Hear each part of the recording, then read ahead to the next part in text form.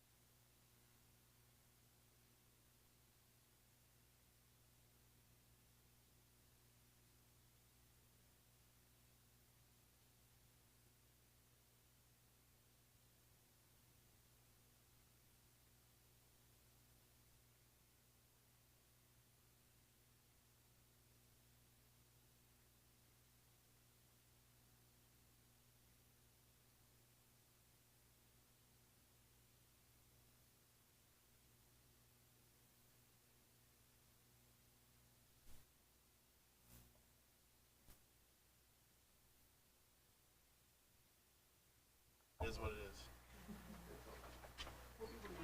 Just, Rick, do your best to speak real loud for us. Okay, I'll talk loud.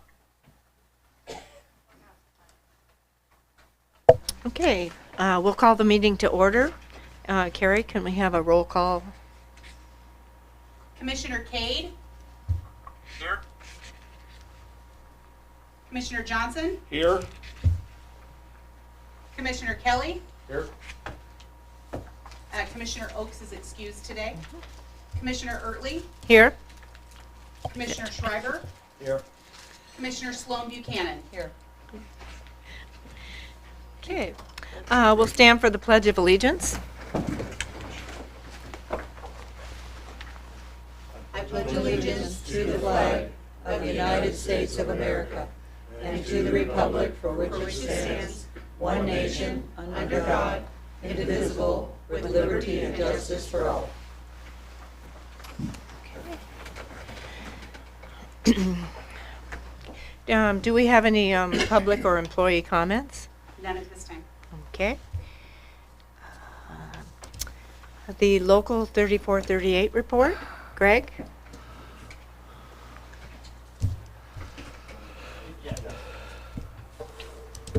Thank you for having me, Commissioners. A couple things tonight. One is I know it's on the agenda tonight to talk about the Pacific Northwest Support Services and Julie, and I just kind of read through the packet, and I just want to, our interest in that is for our folks, our internal folks, what the department does about 911 chaplain response and all that kind of stuff. We're not trying to get into that. We're not trying to tell you what to do there. We had a couple really difficult calls over the weekend where there was family members involved. One of which, they witnessed a friend crash and die right in front of them, and so it's just impactful to our members. And understanding that we certainly support the EAP program. We support everything that the department put in there that they want to do. And we're certainly not saying that Julie's our only option. It's just one of these things that I have personally been out at 2 o'clock in the morning to someone's house, literally talking them off the ledge.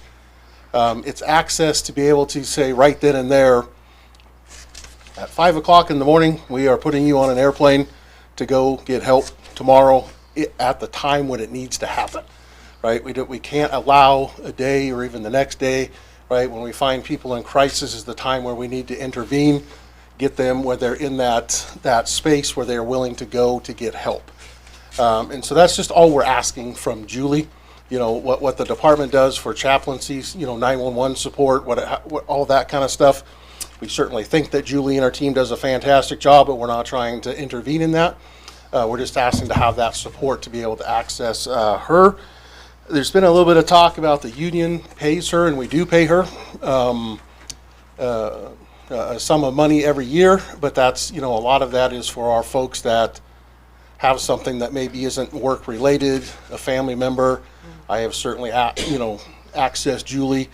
And I just want to reiterate, like, Julie's not counseling you. She's not, doing that. She is an access for us because she has resources where to direct you to go get help, right? It's a friendly voice. It's something where you're just like, I know if I call this person, she might not have all the right answers for me tonight, but she has access to people who do have the right answers to intervene in our folks' life. So I just want to, just with everything that's going on, we've hired a lot of folks here recently that are young. They went through the COVID lockdown, right? They have now realized their dream as full-time firefighters. They can't purchase a house because they don't make enough money. It's just those types of difficulties are things that we're dealing with right now with our folks, where we just need access to be able to have support. And her ability, her networking to say, I think this counselor would be best for you. I literally texted her yesterday about my son, and she has access and resources that I don't have. I would love to be able to sit down with my son when he's having a difficult time and say, I have answers for you, but I don't, nor does he want to talk to his dad about it, right? And so, but to be able to call her and just be like, Julie, could you give me a couple resources, please, so I can help my son? So I also want to recognize Kirk for standing up here a couple weeks ago talking. It's difficult for me even to do right now. So I just want to let you know what level of support we feel from her, right? And we, like I said, we support the EAP, we support all these other programs. We're not trying to take over anything. We just really want access to her and her team for times where people are in crisis. So that's all I have to say about that. And then, I'm not sure when that was, the commissioners retreat a couple of weeks ago. I attended that, and we didn't have any chance to to speak there. I just want to, we've had certainly some disagreements about staffing Medic 46 and some of these other things, and agree to disagree. It's okay. I think the Station 96 is moving forward, and that's life. We don't always get to win, and I can be okay with that. We've set our piece. But part of what was presented there was that somehow the union had made the decision to no longer have a Medic 46, and I do take offense to that. I think that, when it was up there on the board that this is how the union decided to staff, we were given, here's the amount of people that we have to staff units, and we ended up saying, yeah, we think it's most appropriate to get full-time folks on these rigs and fire trucks that go do things. So when minimum staffing is increased, the impact is on us. We're the ones that agree to fill the role and have to fill the role, regardless of whether that means, mandatory overtime or callbacks or whatever. So I'm okay that we can disagree, about Medic 46 and Station 96. Life will go on. We're still going to be out in our communities, providing the level of service that, we are here to do. But once again, when we agree to have another person on Engine 90 to stop having two-person staffing, to have 3 people on there instead of 2, that's a benefit to the entire community. We're not up here asking for money. We're not asking you to hire people. We just are saying, let's appropriately staff rigs. So I felt like that was kind of aimed at us, like somehow we had stood up and said, we don't care about Medic 46. We certainly do. But, like I said, we can just agree to disagree. And then I just want to recognize, especially the last probably 5 or 6 days, our membership, as well as with the part-time employees, who've been averaging probably right around 40-ish calls a day, 37 to 40 calls a day. Been some pretty significant incidents. So just recognize the good work that, even if we have disagreements and stuff, that our folks are still out on the street really providing a top-notch level of service. So thank you for your time tonight. Thank you. Next, we have the need for an approval of the agenda. Can I have a motion? So moved. Second. All in favor? Aye. Anyone opposed? Okay, that motion carries. The next item is the need for an approval of the consent agenda. Second. All in favor? Aye. Anyone opposed? Okay, that motion carries. Next, we have the quarterly division presentation by Steve Goforth. You driving the bus? Yes.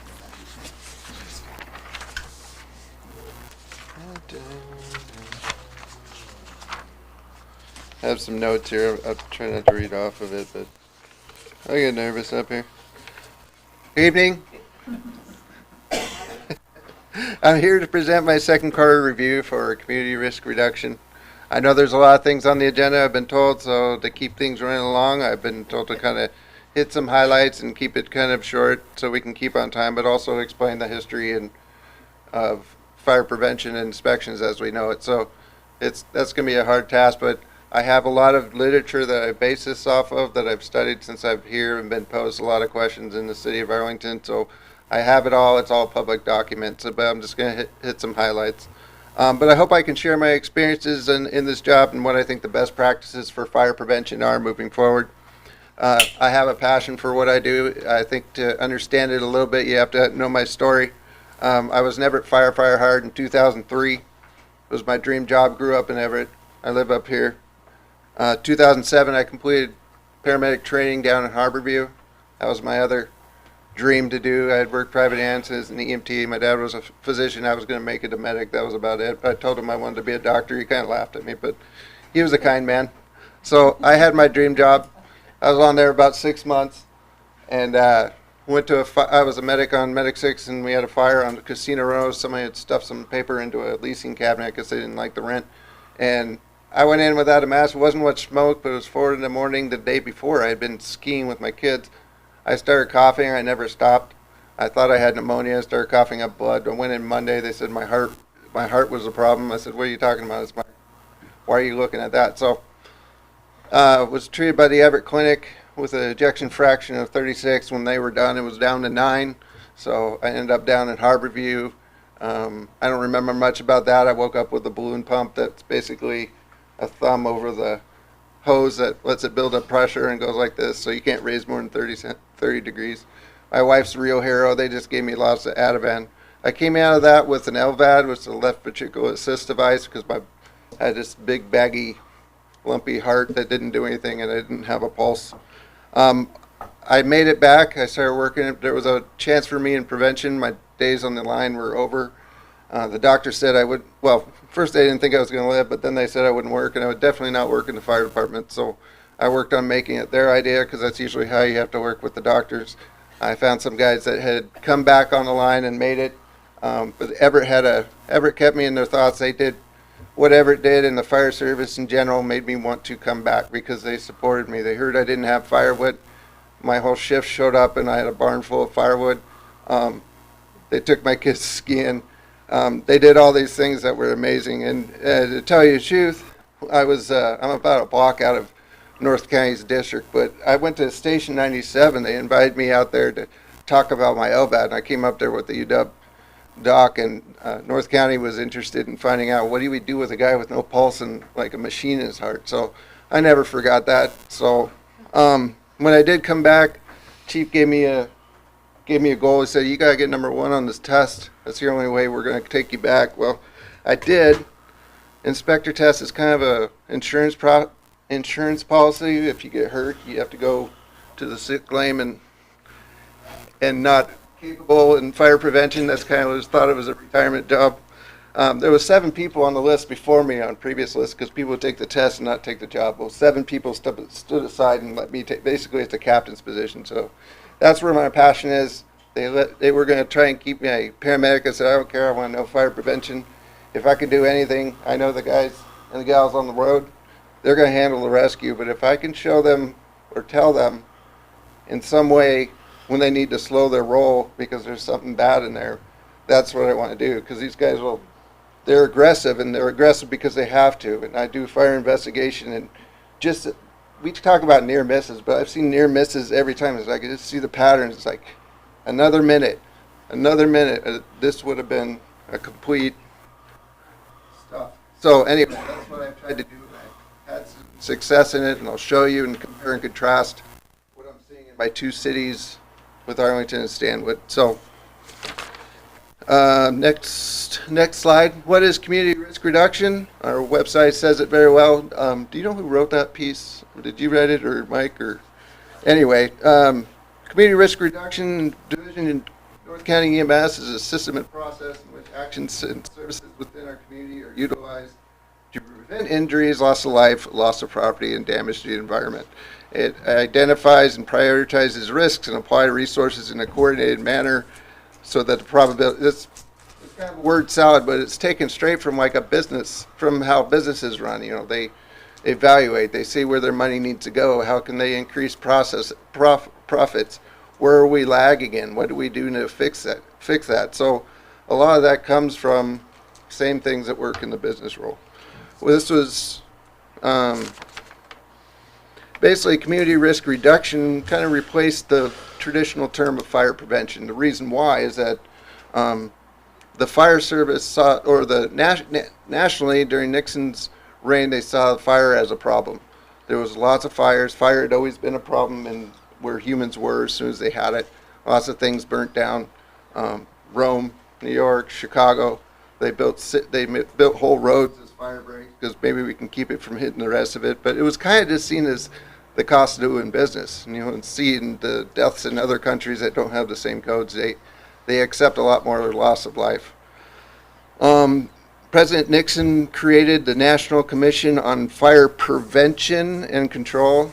So they actually say prevention first. It's kind of weird. So fire prevention and control brought a bunch of people together, fire service, private industry, and other technical experts. And they talked to people, interviewed burn victims, and all the things that happened in the world at that time in the 1970s. And they saw that a lot of the national fire problem had not received, and this is 73, had not received enough attention, often through indifference, like, or lack of resources. So the recommendation emphasized, and this is where we go to, are there inspections required?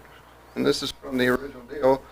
The recommendations emphasize prevention of fire through implementation at the local, for local programs. This is in keeping with the very nature of the fire problem, which is felt hardest at the community level. Additionally, the recommendations emphasize built-in fire safety measures, sprinklers, fire alarms. At that time, they weren't big. We were growing faster than the safety would allow, so they started putting things in that would mitigate that. Measures that detect and extinguish a fire before it grows large enough to become a major disaster. Again, fire, sprinkler, clean agent systems. Now, the commission did feel at the national level there needed to be a conduit for local fire departments to be able to access information, and that's where you came. That's where the U.S. Fire Administration was formed through the Department of Housing and Urban Development, and also the National Fire Academy. I've been there a couple of times. Chief is a graduate of the EFO program. I know others have been there. If there's any other EFO officers that I don't know of, I'm not trying to miss them, but that's where this all started. And this is, and as a summary of this study in 1973, currently 95 cents of every dollar spent on fire services is used to extinguish fires, but only 5 cents is spent on prevention inspections, which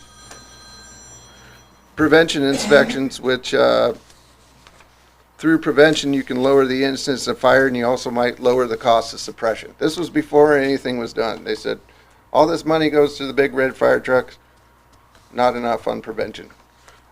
They also talked about fire services needed better training and education. EFO training centers. We have a training center. It all had its base on the national level in the 70s. They also talk about economic hardship. Tim Eyman was only 7 years old at the time, so his stuff hadn't come around yet, but they were still talking about how do we pay for it, how do we pay for it. It's not a new problem. America's Burning, this is the original. It was revisited in Taylor's Corner in 1987. They showed that fire losses had gone down. Some other things came in, like nationally, where they made children's clothing less flammable, so that kind of helped. Fire deaths had been, it's kind of funny, it seems obvious now, but at the time it wasn't. So that was in 1987. Fire deaths had been reduced, and you know what? We had reduced fire deaths. What was it replaced with? We started doing AMS. We seem to have this group that seems to organize. They're around 24 hours a day, and they seem to respond pretty quickly. Let's start figuring out paramedicine. I think originally you got a hearse that was painted with a cross on it, and you call We Haul. They went right to the hospital or to the funeral home. I don't think that much was going on in the back, but I heard they wrote really nice, but you couldn't really work in the back. Were you ever in one of them? No, Oh, not that old, almost. Sorry. Almost. Okay. Generation short. You call, we haul. all this that I talk about was actually, I started studying it when Chief Cermak told me that Paul Ellis had asked about are fire inspections required, and I'd really never been asked that. I came from a thing when we did fire inspections, we kind of knew why we did them, and it was kind of obvious, but I was asked to produce that, so I wish I could say that I came in with this knowledge, but I didn't. But here we go. So then from the 2021, now that we're at 2021, it shows the NFPA Life and Safety Analysis shows that the most successful recipe for the built environment is the implementation of fire safety technologies through mandated codes and standards. And it also talks about a lot of progress has been made since the years of America Burning report was published in 1973. However, the success in taming fires, one of humanity's oldest enemies, has unfortunately led to fire safety taking a backseat to other societal concerns that seem more pressing. So there was a formula, we reduced the fire deaths, and now they don't worry about it. We're going to spend our money on other things. There are other things to spend money on, I get it, but the reason why this all worked is because we worked together to reduce them. It didn't happen by accident. So this is where this will speed up here a little bit. The community risk reduction, the strategies for mitigating risk. One is education, where they talked about fire education, educating children. That was once where there wasn't much. The fire service has done a great job. Here I'm talking about year to date. This does not include Captain Fleshbein's incredible work with the firefighters doing the school programs that reached like 1,400 kids. I'm trying to get my numbers better. We guesstimated, but he did a really good job at telling. But just with engagement with fire truck visits and station tours with school-age children, we've had 61 hours. We reached 1,284 children, 211 adults, and again, this is in addition to school visits with Captain Fleshbein. I didn't include, we also had some smoke alarm blitzes at the Norwood Glen condos. Willie Harper told me that there was a need up in Arlington schools for bicycle helmets, and through Safe Kids they have bicycle helmets now to give out, and if they ever need them again, we get them. They had a few children that didn't have them that were showing up with bumps on their heads, and so it was good to get those to them. Next slide. Emergency response is one of the E's of community risk reduction. This is handled by all of us, but Chief Kraske kind of leads the charge on that. Firefighters are strategically placed throughout our community at 5, soon to be 6 fire stations. The risk reduction process may help identify ways for our firefighters to respond more effectively. And this is handled by Kraske. So this is through data. This is through ENFRS. Again, started by what we talked about before. Where are the heat maps? We need some of that other information through inspections through our places to find out where our needs are. Next slide. I'm taking a piece of kind of the emergency response and pre-planning. There's a county pre-planning software that's coming on that I think will really be good for us. Thank you for approving the budget. We have the iPads purchases, and I'm kind of getting them put in the rigs. This was a fire that was on July 4th the other day. This is Creekside Condos. Connor Birdie did some of this work when he was on light duty. So we have the P building. It shows that we have 2 external, well, they're 2 stairways. We have the room numbers. That AS tells me it's sprinklered. And on the other side, these are national and NFPA symbols. Some of them are different than what we use locally, but it shows the FDC. A K is where the Knox box is, alarm panel, riser valve, and electrical. Next. So this was the place. All 45 buildings are addressed 26031 in that place. So if you don't know the letter of the place, then you can't find it. And then that's a picture of the actual apartment building. It was a sprinkler save. But just, I was trying to show that what we had matched what we got. So, and you have the next slide. This is the room on the side that I talked about. You have the alarm panel. To the left is a sprinkler riser. They put everything that firefighters need to look at in red because we're colorblind. We don't touch things that aren't. So if we turn the wheel, it'll turn the water off and we get the drain. This is emergency response. This is going to be nice that I like because we got a lot of special events in Arlington and Stanwood. This is showing the Twin City Idlers. They made a map on City Hall and just added an event. So that red is where the road is going to be closed, no access, we can't cross. There's a little green square on there that was the EMS location where we kept a gator because this is 400 or 500 cars down there and lots of people, 8,000 to 10,000 people. Our access is nil. My process is I try to get where we can stretch a hose 150 feet to get a half point. And also for EMS, we're thinking 6 minutes is brain death. So when you got 8,000 to 10,000 people in there, any kind of help will help. So 99 kind of knows the location, but the thing about this is the county software is if we had to pull somebody from 46 or if Marysville had to cover, they're going to see the same map. This isn't just going to be a 3-ring binder that's in the back of the first due engine. This is seen countywide if anybody comes in. So that gives the institutional knowledge from the local department to everyone else. And again, I'm not trying to overload it. I'm not trying to put a thesis in there. There's also the contact names, but just a few things that Catherine needs to know. Once we have water access and valves, we do pretty good once we have those things in place. So that's what that will do for us. I'm looking forward to getting that going. And so engineering, I'm getting back to, this is the plan review stuff I talk about where I review plans and buildings that are going to come. Engineering controls, sprinklers and fire alarms to provide early notification to the buildings and the fire department. The suppression systems are triggered to control the fire, the room of origin until firefighters arrive. Talked about that in Net 73. They require to be signed off by the HA and comply with the codes that require them. The fire code again is reactive, it's red. We don't think of things before they happen. What happens is something happens and they go through the process, and what's accepted is brought forward by fire marshals, building officials, litigation from private companies. We're enforcing the minimum code. A lot of people think it's so restrictive. It is the minimum acceptable life safety code. Now local local ordinances can go above that. They can't get away from the code, but they can be more restrictive if the local place does. Just the same thing if I was asked, are inspections required? They're not required, it's best practice. It's been shown to work.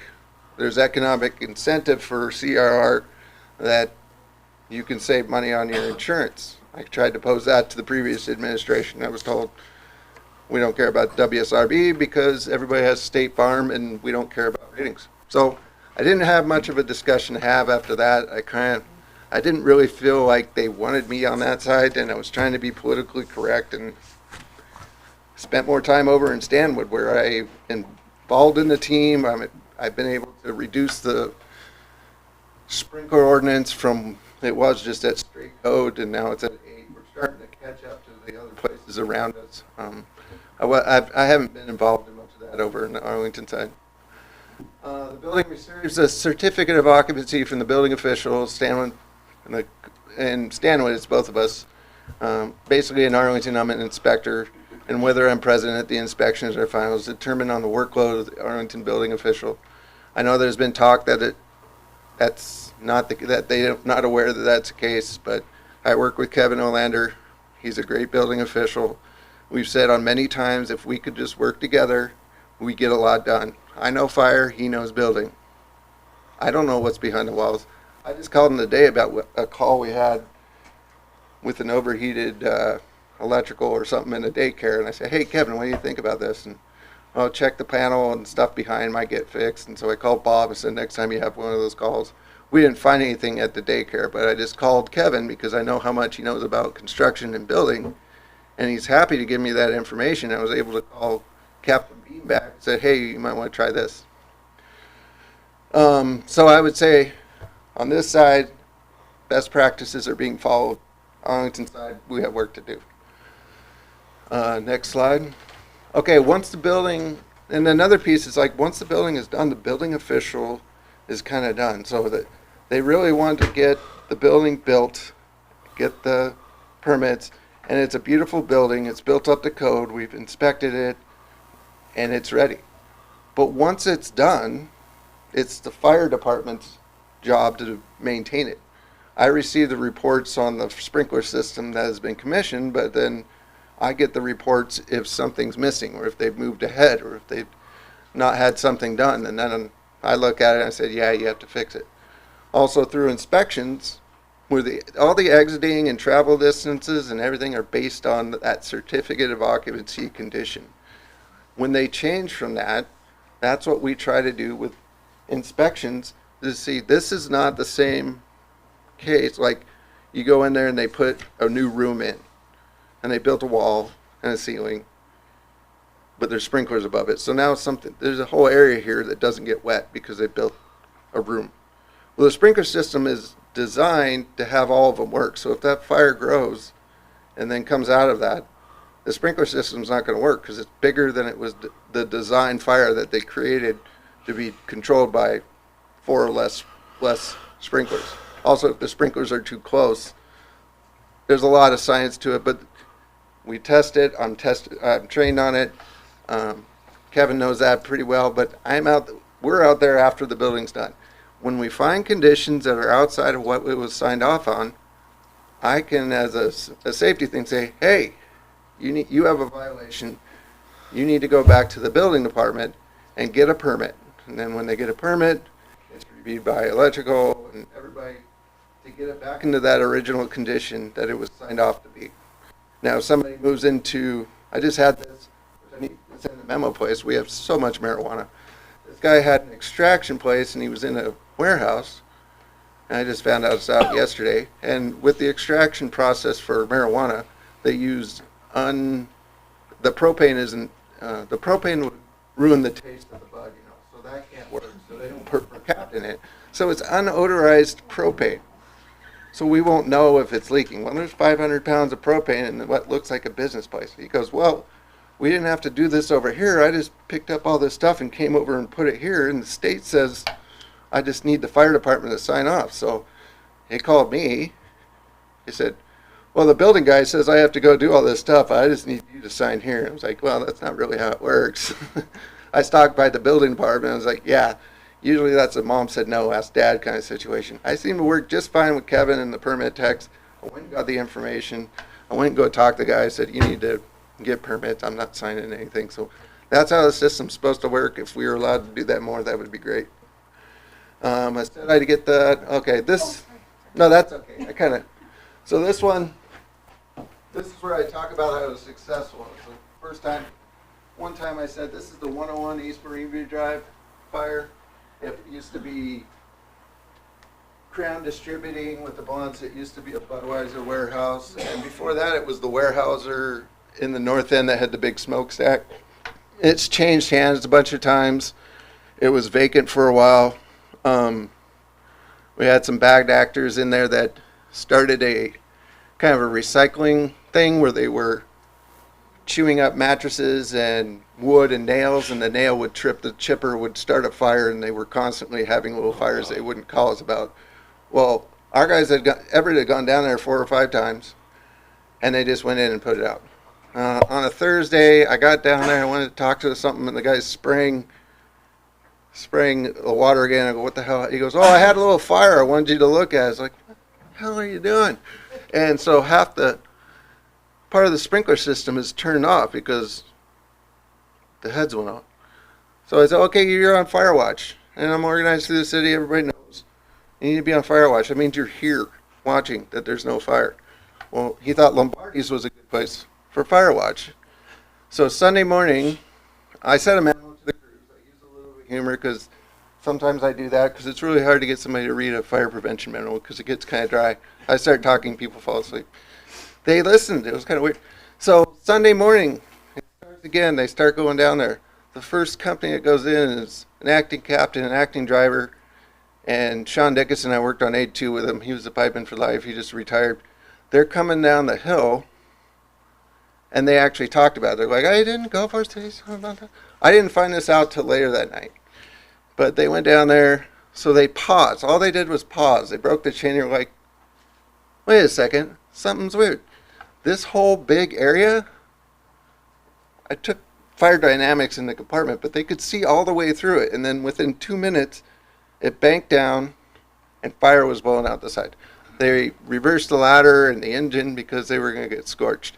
As they were coming down, it's kind of a sketchy bridge, Weyerhaeuser Bridge that goes down there. The other companies that they didn't hear were saying, hey, fire from the roof. It's starting to pop off. Look out. I don't think they heard that. So I went down there. This is when I got there. I was at the Stanwood Cinemas. I went down there. I could see smoke from 116th. I actually drove code because I wanted to turn the water off in that doghouse over here because it was free flowing, and the water system there was horrible because it was like a 4-inch line, dead end, left over from a Weyerhaeuser mill. We didn't have those codes in. I wanted to go turn off something there. Well, I got there and the wall collapsed, so I was like, I'm not going to go over there. I went and tried to talk to the BC, and we just started Blue Card, and he wouldn't talk to us because he was too busy in his command presence.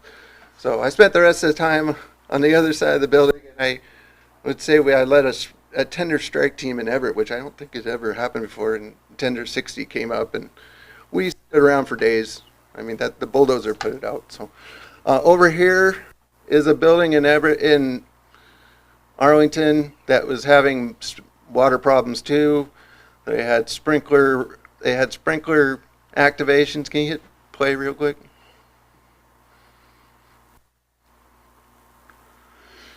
This is the camera.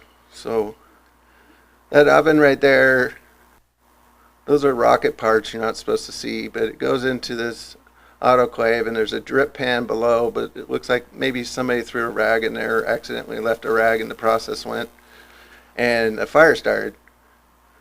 Well, they went over there with a bunch of extinguishers. They actually put it out before the sprinkler head went off. What also, if you can go to the next slide. So we had similar things, but completely different place. Ongoing fire code violations at 101 East Moonview Drive. This place had multiple sprinkler activations. At the Blue Origin place, this was after COVID. There was no permits pulled for those blue furnaces that were put in it. That's why they were having sprinkler activations, because they decided to put those things in, but they didn't get permits for that. So it wasn't in the original condition. I was kind of told that by the building official that when they came in during COVID, it was like, this is really good for us. Just be easy on them. So I don't know if they ever checked on them. They was, it's Spacely Rockets with Jeff Bezos. They're going to do good things.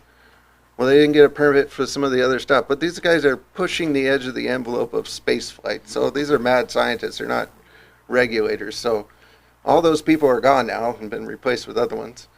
What else was going on is that the reservoir and Gleningo, the roof had collapsed. And when that happened, the guys at Kevin, I was there with Kevin and some water guys, Gus, who I trust with our lives. I was at the new apartments at the West Edge development. One of the tests to have it pass is that I have to hit a valve, and if it's a dry system, I have to get water in 60 seconds. Otherwise, it doesn't pass. Because that reservoir was off, I had the water department down there, and they had to watch it. And for that 1 minute to fill a 400-gallon dry system and show water at the end, and it failed. It didn't hit it. It dropped the pressure at the water plant like 10 psi. So we had to wait. We didn't do it. We had to come back. I was actually never asked to come back to doing inspections there again, which is coincidental. So this was the same time that was going on. We knew there was a water problem. People that I trust told me if there's a fire in the downtown area, bring tenders. I believe them. I was talking to Caitlin at a time, and then she couldn't talk to me anymore. But we were trying to figure out how to mitigate this problem. My thing was like work with the water department and find out what was going on. So Caitlin, you had gone down there and Dave had gone down there to find out why you're having this problem. What hydrants should people fill in from the surrounding districts that aren't part of it? And so he went, and then I went afterward. Dave asked me to go. I was actually almost not let in the place. I don't know who she was, but she said, I already talked to Krasky. You don't need to be here. I tried to talk to Caitlin, and she was kind of hushy, like, I shouldn't be telling you this. But then I got a memo that said everything's fine. If everything was fine... Who was the memo from? Hmm? I'm sorry, who was the memo from? Oh, the memo came from the head of the water department. The water system is fine. I don't think it's fine from what I tested.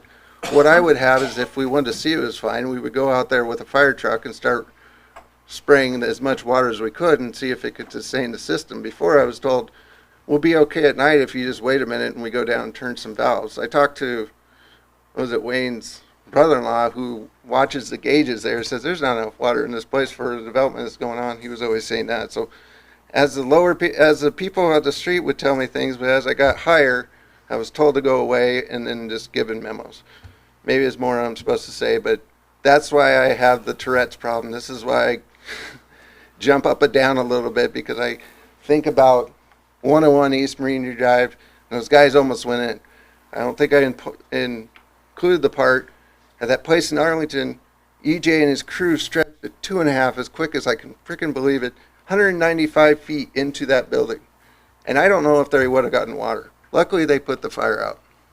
It was also being run by Marysville, BC at the time. They don't know anything about the water. So I told everybody I could in the surrounding districts, we have a water problem. They listened to me. Everybody knew. I don't know how much it was official, but I had no trust because I was getting differing information. I think they were doing what they were told to do, but it's just, like I said, fire codes are reactive. They happen after things happen to people or firefighters. I don't want that to be the case. I don't want us to be the reason to go, oh, maybe we should have replaced that water reservoir before. I mean, there's a lot of other things to think about, but I get kind of upset about that. So, next slide. Here's Stanwood. There's a no meat plant, or the Twin City Foods plant, burned down in '96. No Meat has perfected the process of making meatless hot dogs and stuff. It starts as this dry paste and add water and it turns into a french fry. I don't know how they do it, but it goes way up to the state. There's a grant from the City of Commerce. They're from Canada. Big money going on. What they need to do is rush, and for the investors, be able to supercharge the ammonia. It's got 9,000 pounds, but they need 16,000 to be able to use the freezers that they're doing. To do that, it would take a year to get the system legal. So they want to do it really quick just to show the investors that we can do this so that the rest of the money will come in. And we're with them, but they kept not sending, plans. We worked with them. I talked to the guy from Bellingham Cold Storage. He's kind of nuts, but still, he turned me on to it. They've had a lot of challenges there. The place has fallen apart. They've replaced everything. We got there for the test date, and the owner and the German butcher that created the process were there. And me and Scott said, you can't do this. There's no insulation on these ammonia lines. As soon as and we're talking to the ammonia refrigerant guy, this is going to freeze up and then warm up, and then all these chunks of ice are going to fall on the top of these coolers with electrical and everything. It's like, no, you can't do this. You also don't have some of the safety stuff there. The way it was supposed to go, and the way I think Scott and I did, is we went and talked to Chief Cermak, said, hey, we just had an issue. We stopped the process. It's because it wasn't safe. We went down to Stanwood, and we talked to Sean and the mayor there. Hey, we don't want you guys to be surprised, but we did this for safety. And we were supported, and we were thanked, and we didn't want to do it. I want this business, it's going to be 140 jobs. It's actually going to be, it's very interesting.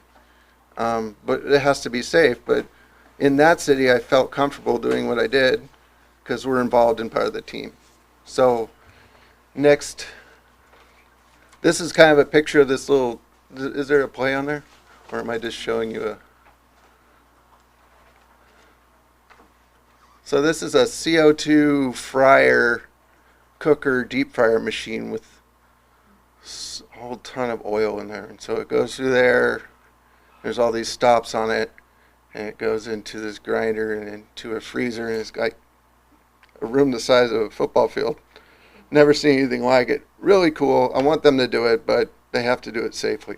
Once they get this going, they're going to have 3 or 4 more in the building. They'll have an influx of money. The Burger King clown's going to come by, and I guess pretty soon you'll be able to eat your meatless burgers from Burger King. And it might start here, right here in Stanwood. So very exciting. I love seeing what I do, but it's got to be safe. So that's my very quick edition of fire prevention inspections. And I see some looks. Maybe I said too much, but that's how I feel. This is what I worry about. And thank you. Thanks, Steve.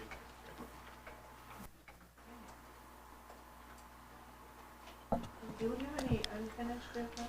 None at this time. Microphone. Sorry. New business. The first item is a levy discussion, and our guest is Liz Loomis with Public Affairs. Liz? Welcome, Liz. Hi there. Hi. Hi. Is there any way I can see folks? Because right now, Commissioner Cade is blank. I see this great logo for North County Fire EMS, and then remote commissioner. I can't see anyone who's in the room. Is it possible to get a camera going, or no? Give us 1 second, Liz. We're working on it. Okay. That just helps me, so I'm not like a talking head, right? I did that for the Montana State. Oh, yeah. You're lovely for us, by the way. Huh? You're lovely for us. Turn that up. Well, I did this training for the Montana State Fire Chiefs, and it was literally just me talking to myself, and then I just saw the number of people, you know, like 18, 23, 27, 25, 32, that would come on. So that was really hard because I am definitely visual. All right, well, thank you so much. So my company has had the pleasure of working with the Fire Authority. I don't even want to identify the years. I guess it's 10 or 12 years on multiple ballot measure requests and annexation requests, of course, with the city of Arlington. Where's my Chief Krasky? Is he there? Hello, Liz. Okay. Hi, Chief. You're that big. All right. So we find ourselves back to the fire levy lid lift. So that's what I want to talk with you today about. So it's hard, right? I think our last project for the fire levy lid lift with North County, I think we won it by 18 votes. Chief Cermak, I can't remember, but That was 42. 42? Yes, by the end it went up to 42. Oh my goodness, that's better than I thought. Landslide. But the point is, I think it talks to the fact that our service area is very challenging to pass a tax increase, right? So this is not a project where a fire district can contact us to just say renew an EMS levy and we can get everything done in 8 months. So that's a challenge. The other thing is Chief asked me to kind of talk with you about strategy and where I think we ought to be on the ballot. So that's one thing I want to go to now. And you'll be happy to know I took some notes here, so that's good. All right, so there were two questions that he asked me to address, right? First is the 1 or the 6 year. And then the second is, do we do a primary or a general, right? So my recommendation, just going into this thing, mildly blind, is to do a 6 year in August of 2025. Now, if it fails, right, we can and should put it back on the ballot in November for a simple 1 year. Okay? This also is certainly going to depend on the numbers that we pull. And for example, I have a client down in Clark County, and we did a 6 year in August of last year, and it tanked. And it tanked big. I'm talking 42% yes rating, right? And so at the point I see numbers like that, right, they're like, oh, we have to go back on the ballot in November. We have to go back on the ballot in November. And I'm like, no, you don't. Right? So at the point you lose by, what, 20, or you only get 42% approval rating, you're not on the ballot in November, right? There's something bigger and better going on out there that we have to address. So certainly we've been doing this with this fire district. They're back on the ballot now for August. So we'll see if our predictions were true. So certainly after we go through any kind of election, we will do a precinct analysis and let you know where we have to kind of shore up our base and where we have areas that we could improve the vote, right? And then certainly areas that there's nothing we can do, no matter what. So that would be my recommendation, right? 6 year in August 2025. We want to be on no later than September after Labor Day. And this is historically what we've done with North County, right? We usually have around like 8 to 12 month contracts, and then you do your thing, and then you call us again, and we have another, say, 8 to 12 month contract, right?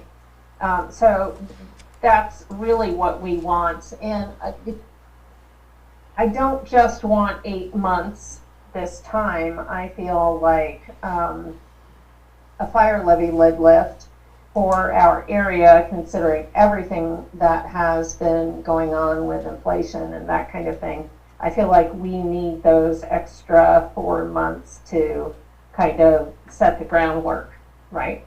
And talk to folks about that. So heaven forbid, should it fail in August, then I would encourage the Board of Fire Commissioners to be ready with a resolution to put it back on the ballot in November for just a 1 year lift. And then certainly that's something that we would promote for that second election. Does that make sense? Sounds like 2 words, a film. Any questions for Liz on strategy or thoughts from commission?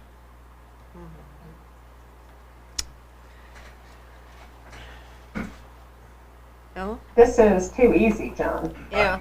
I have a great commission, and I have a great track record with Liz Loomis Public Affairs. So we take your word as gospel, and we thank you for attending. If there's no further thoughts or input that anyone has.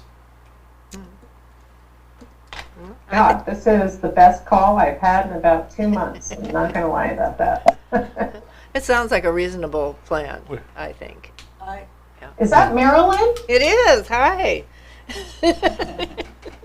So good to see you. I Good to see usually you too. see you on Facebook, but Yeah. it's great to see you, Commissioner, Thank you. or council member. Yeah. So, Holly has a question. Microphone, Holly, with the green. Microphone. Yep. Yeah, you're good. You get Oh, it's up here, that's right. Okay, so we put it on for August for for 6 years. What do we need to do to promote that? Is there newspaper, I mean, what happens? Liz will fill you in. Okay, got it. Yeah, We do all that. Yeah, Oh, okay, Liz has a we, whole process. it's amazing. okay, Yes, sir. okay. Thank you. So that's what our company does. So we work with local governments. Probably about 65% of them are fire districts. And then we draft the messages, we draft the communications plan, and then we implement that plan for our clients. So we effectively become like an off-site communications department for you. Okay, And we do our voodoo for 12 months. And then at the point we have election results, we regroup. I think it's important to point out we have a 93, we have dropped, I'm not happy about this, but we have a 93% win record for ballot measures that we take, right? So, you know, we interview you like you interview us, but I'm not interviewing you, John, right? And Dave, we've worked together for a very, very long time. So, thanks, but Liz. it's only 93% now. I'm a little bitter about that. Just an FYI, we have 2 commission races on the ballot next year. I mean, Joy. I don't know if they'll be challenged or not, but, or run for reelection, or they'll be open. I have no idea, but I'm just saying there's 2 out of 7 are on the election cycle next year, just for FYI. Yeah, but those, so if we are on the August ballot, right, there, say, may be a primary for those seats, but the knockdown dragout wouldn't happen until November, right? Right. Right. So again, all the more reason to target August. And I'm not scared of contentious commissioner elections, right? I think the most important thing is that people understand you need money to save lives and property, right? And commissioners can have, or candidates can have different perspectives as to how they want to accomplish that. Right? But the eye on the prize is making sure that your funding, your core funding, Right. 66% of your budget is safe. Right? That's the most important thing. So, anyway, Okay, what well, else? One question. Hi, Liz. Leonard Kelly here. Hi. Hello. Was wondering, will you be having any other ballot measures on at the same time in any other fire districts? Or anyone else? Absolutely, but not in your area. Okay, I just We only take 20, we're in 4 states now, and we only take 20 elections per year. And so, you know, in Washington, right, at the moment, I've got three spots open. So yeah, there could be, do I call you mayor? no longer mayor.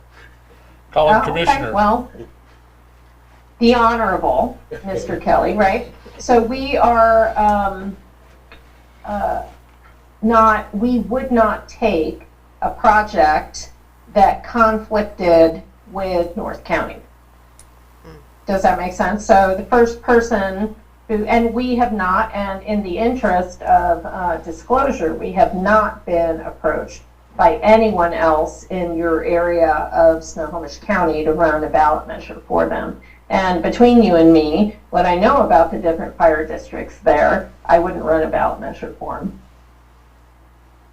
I would, the only fire district that we would work for in North Snohomish County would be you guys. That's the right answer. Thank you. Yep. Anyone else have any questions or?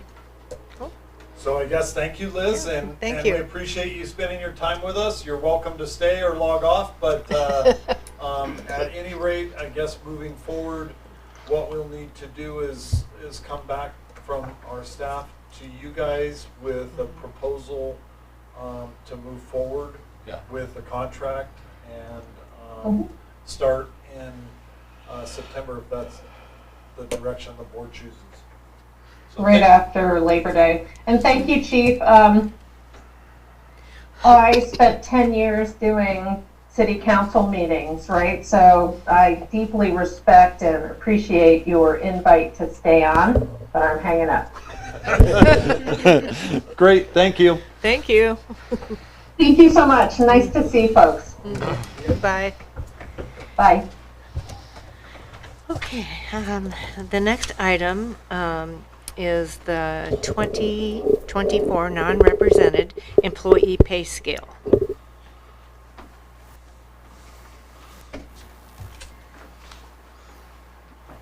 Hi, Allison. All right. Well, thank you for indulging me in a number of items here. The first on the list really is, in a way, the end result of the next several. So we have a 2024 pay scale that was approved, obviously, January 1. And from time to time, there is a need to make an adjustment to it. And that's what I'm bringing to you today. The adjustments that I'm proposing are because of some changes in job descriptions, either new job descriptions, modifying existing ones, or making an adjustment to a few positions in the market point. Do we need to wait? Is that, we can continue on? We have a form still.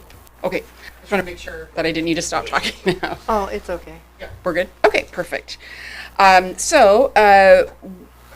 I do want to point out a couple of things on this item, though. I noticed that it's my fault. I have a typo on the proposed motion, just so you know. And that is in the description, the very last clause that says, "and realign the pay steps."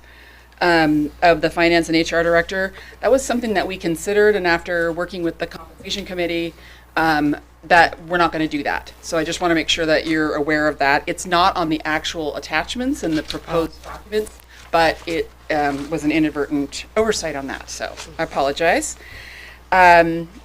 So with that, I'd like to maybe begin with the bottom line, which is all of the changes that we've proposed in the pay scale are within our current budget. So there's no additional money needed in order to do what we're talking about. In fact, because we have not hired one of the approved positions yet, and we really won't get to it until almost 3/4 of the year gone, we're actually going to end up with extra still.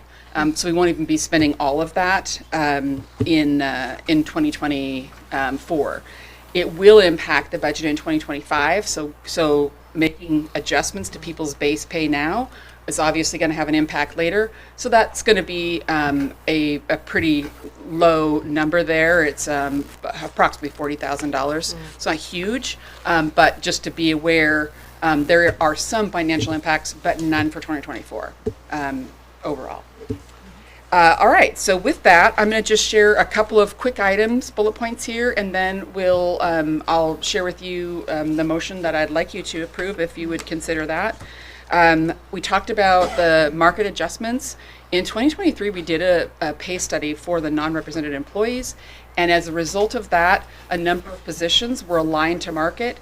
A few were still off, and those in particular were the administrative assistant positions, and a little bit on a position that was called the data analyst. So I'd like to realign those with market of the study that we did in 2023 and just have everyone consistent in there. There are a few exempt positions, so the executive and so forth, that still are not quite at the market, but I really feel like right now we just want to focus on the non-exempt employees. The second item is that I'll be talking about is that administrative support job family. So you'll see these two jobs, adjusted pay we had an administrative assistant 2 job already in it, that pay scale would be going up to align with market. And then we're adding a position of administrative assistant 1 so that we don't have to recruit at the 2 level. Maybe we have a need, and then we can also hire the right person who has a good fit with who we are and our culture, rather than hiring, only at that higher skill level. So that is in there as well, and we'll talk later about the job descriptions. They'll come up. And then just a couple of other changes that are in this pay scale. In the past, when we had a assistant chief of medical services administration, we had that as a 1-level assistant chief, which ultimately we do believe that the work actually sits at that administrative chief level. But in order to allow us to recruit, whether internal or external, we created a position of director of medical services administration. That director level is not intended to be where somebody sits, but it's intended to be a placement in, and then as they meet the qualifications, promote them up to the assistant chief level. And then the last thing I'll just mention that's in this proposed pay scale is the addition of the HR positions. So in the budget, we have an HR manager position in addition to the HR director. After reviewing that, I'm not feeling like we need to have a managerial level, but having a good professional HR person in here, that is important to have. So we've added that in here, and later I'll be asking you to approve the job descriptions. But that's the pay request that's in here as well, is to add the HR generalist and the senior HR generalist to the pay scale. So with that, I'm just going to pause, and if there's any comments from the compensation committee about the pay scale, please chime in. They did a lot of work on reviewing things and talking through ideas and thoughts, so happy to let them weigh in at all if they have anything. Rick? Yeah, can you hear me? Yes. Yes. Okay, so the compensation committee met informally through several different phone calls and reviewed all of the motions that have come through in the last few days, all of the proposals, and not officially speaking on behalf of the committee, but I generally feel that the committee's looked at all these and feels that they are appropriate and recommends them. And I concur with Chairman Cade on that statement. I also. Yeah, thank you.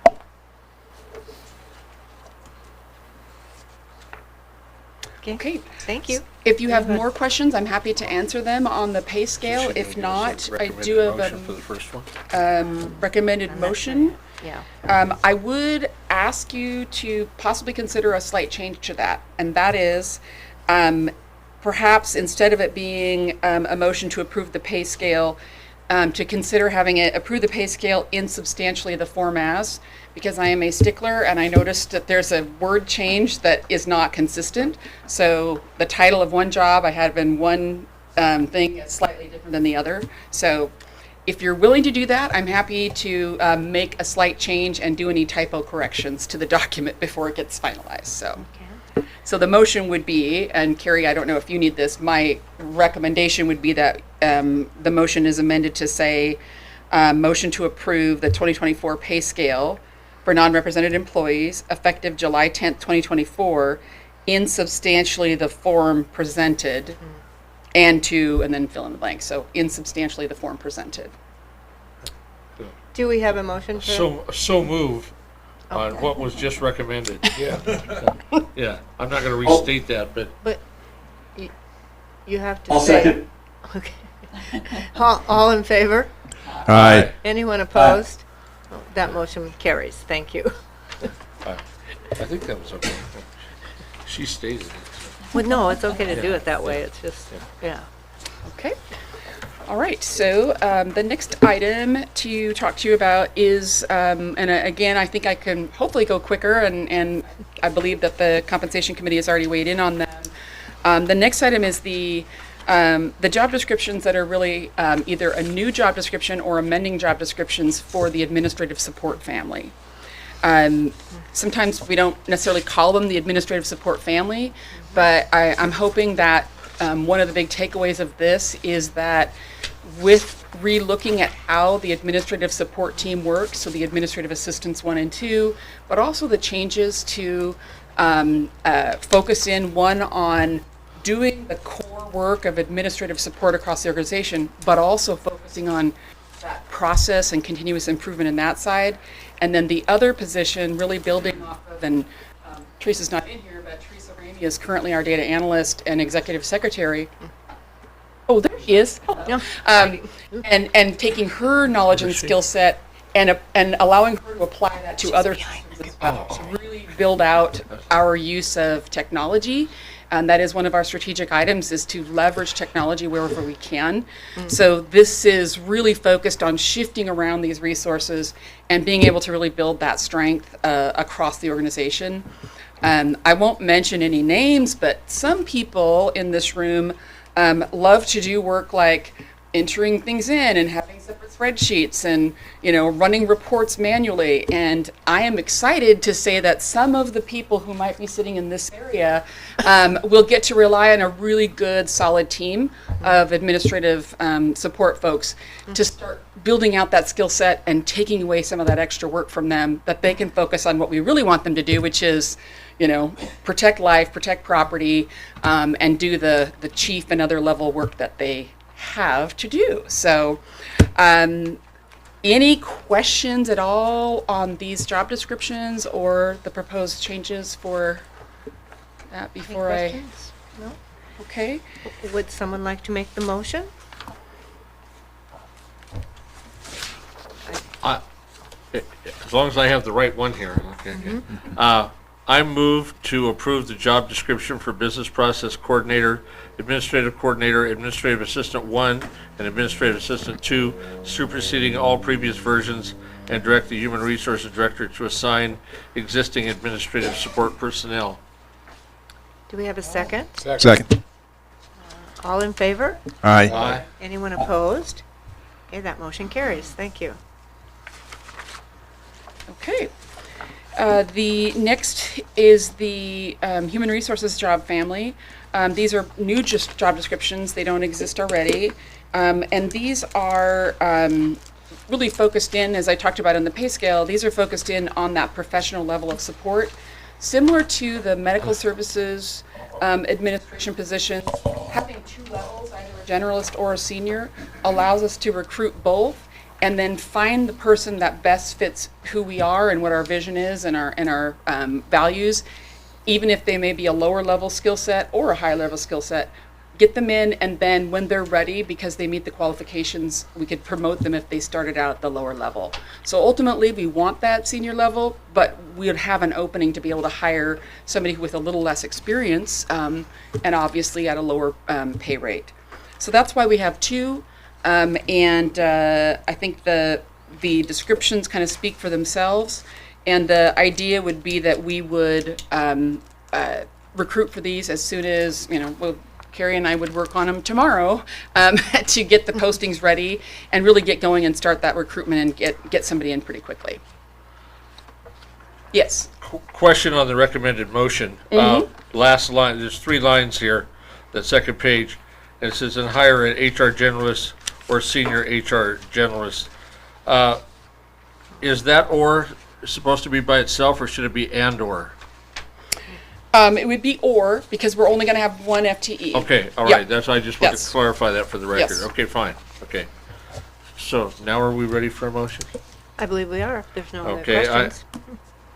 I move to approve the 2 new job descriptions for Human Resources Generalist and Senior Human Resources Generalist, superseding all previous versions, and direct the Human Resources Director to recruit and hire an HR Generalist or Senior HR Generalist. Second. All in favor? Aye. Anyone opposed? Okay. That motion carries. Thank you. All right, so last but not least on the jobs, we have the Medical Services Administration Program. As I explained when we talked about the pay scale, We really do understand and need to have somebody at that assistant chief level, but we also want to make an opportunity for somebody who maybe doesn't quite have that level of leadership experience and so forth, but maybe is coming up in the medical services field, whether they're internal or external, and give them an opportunity to take this job without maybe meeting at that highest level of qualifications.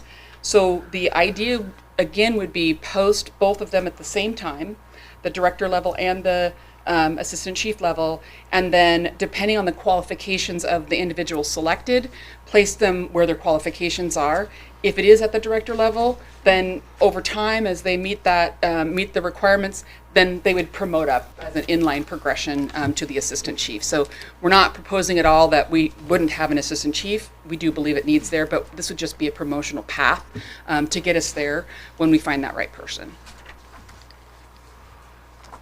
Okay. Any questions on this at all? No? Can we have a motion? I move to approve the job descriptions for Assistant Chief, Medical Services Administration and Director, Medical Services Administration, superseding all previous versions, and direct the Human Resources Director to commence the recruiting and hiring process as soon as feasible. Do we have a second? Okay? All in favor? Aye. Aye. Anyone opposed? Okay. Motion carries. Thank you. Wonderful. Thank you so much.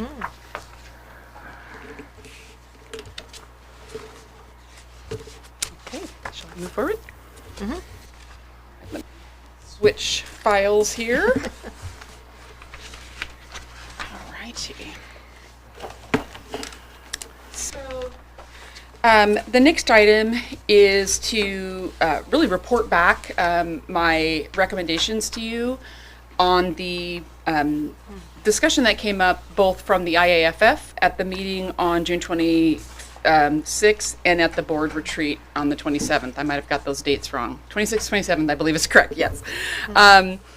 And before I really kind of get into what my recommendations are and share some of my thoughts, I wanted to just acknowledge that in all of my conversations with people, whether some folks in the union and folks on the compensation committee, members of management and so forth, to a person, everybody understands that this is very difficult work that we do. It's dangerous work, and it's work that that can result in challenges with people's mental health. And so there is just a sense of, it's not so much is this real or not, it's what is the best way to approach it for North County. So I just wanted to share that with you to say, I feel very strongly that people here have really shown that they do really very much care about this as a real issue. And though people may disagree on how best to do it, we universally understand that our employees are very important and that their mental health is as well. So with that, I will share just a few of my thoughts, and then we can talk through the specific recommendations that I asked you to consider. The first is, I just want to kind of come right out and say, I know it might sound a little bit like I've got wiggle words in there when I say that it's a possible action as opposed to a proposed action. And I did that on purpose because I really feel like this is such an important topic. I don't want to rush forward, and so I don't feel, I mean, you've asked me for my recommendation, so I'll tell you, I really would like to make sure that we're thoughtful about moving forward in whatever way that it is. So possible action means you may choose to move forward and really ask for more action, but I also think that you'll be responsive if you ask for a pause and do more looking and investigating. So again, wiggle words, I know, but it's really for the intention of saying this is so important that I feel like it's worth really thinking it through and making sure that we do it right and do right by our employees. So with that, a couple of other things that I wanted to share overall. As I have reflected back on this and talked with different folks, I have done in 6 business days, way more reading and thinking and pondering and talking with people than you would ever imagine that I have done on this. And really to the point of just saying, okay, step back and look at this and say, what are we really talking about? In my view, and what I'm seeing here is there is a ask and there's a question about a very important but also very narrow subsection of when I look at employee wellness overall. And so I think it's important to acknowledge that it is an important topic, the peer support concept, but it also can't be taken in isolation from all the other wellness provisions that there are. I mean, I think anyone can tell you an unhealthy physical person is going to have some real struggles with the fact that they aren't as healthy as they used to be. I can speak for myself. And other ways too. So you're having mental struggles, it can affect your physical health. But there's also financial health. There's all these pieces in there that we have to think about when we think of a whole person. And I think, to me, that's ultimately where we should get to, is to not think about these as isolated things. Do we do this thing or not? Do we do that thing or not? But really step back and say, how can we be an integrated whole person approach to how we care for our employees? So with that in mind, well, what do we do then? What do we do today? Because we've got a recommendation. I look, this back to the wiggle words, I look at it and say, look, I think honestly, we could, if you wanted to, we could kind of go do something now in the interim, but it's not going to do us any good. It'll be a Band-Aid if we don't also take the time to really take a holistic overall look at all the benefits that we offer, how we approach it, physical fitness, everything. It's just going to be a Band-Aid. It's an important thing, but it's only a piece. So if we wanted to move forward, I have a recommendation of maybe we do it with a very carved, very specific approach to how we do work with Julie Boyer's group as the IAFF has requested. And it may not be the way that she has proposed. Well, I think it wouldn't be as she's proposed. It may be a very much more defined and specific area that she could provide. That's one way. That's sort of move forward now, but do it only with the asterisk that the plan is a bigger plan than just this one action. The other could be step back and say, look, it's important, but we want to make sure if anyone's in crisis now, they have immediate assistance. But also, rather than just move forward on peer support, let's stop and think about this holistically and include that in there, but pause and do the work first. So what do I mean by the work?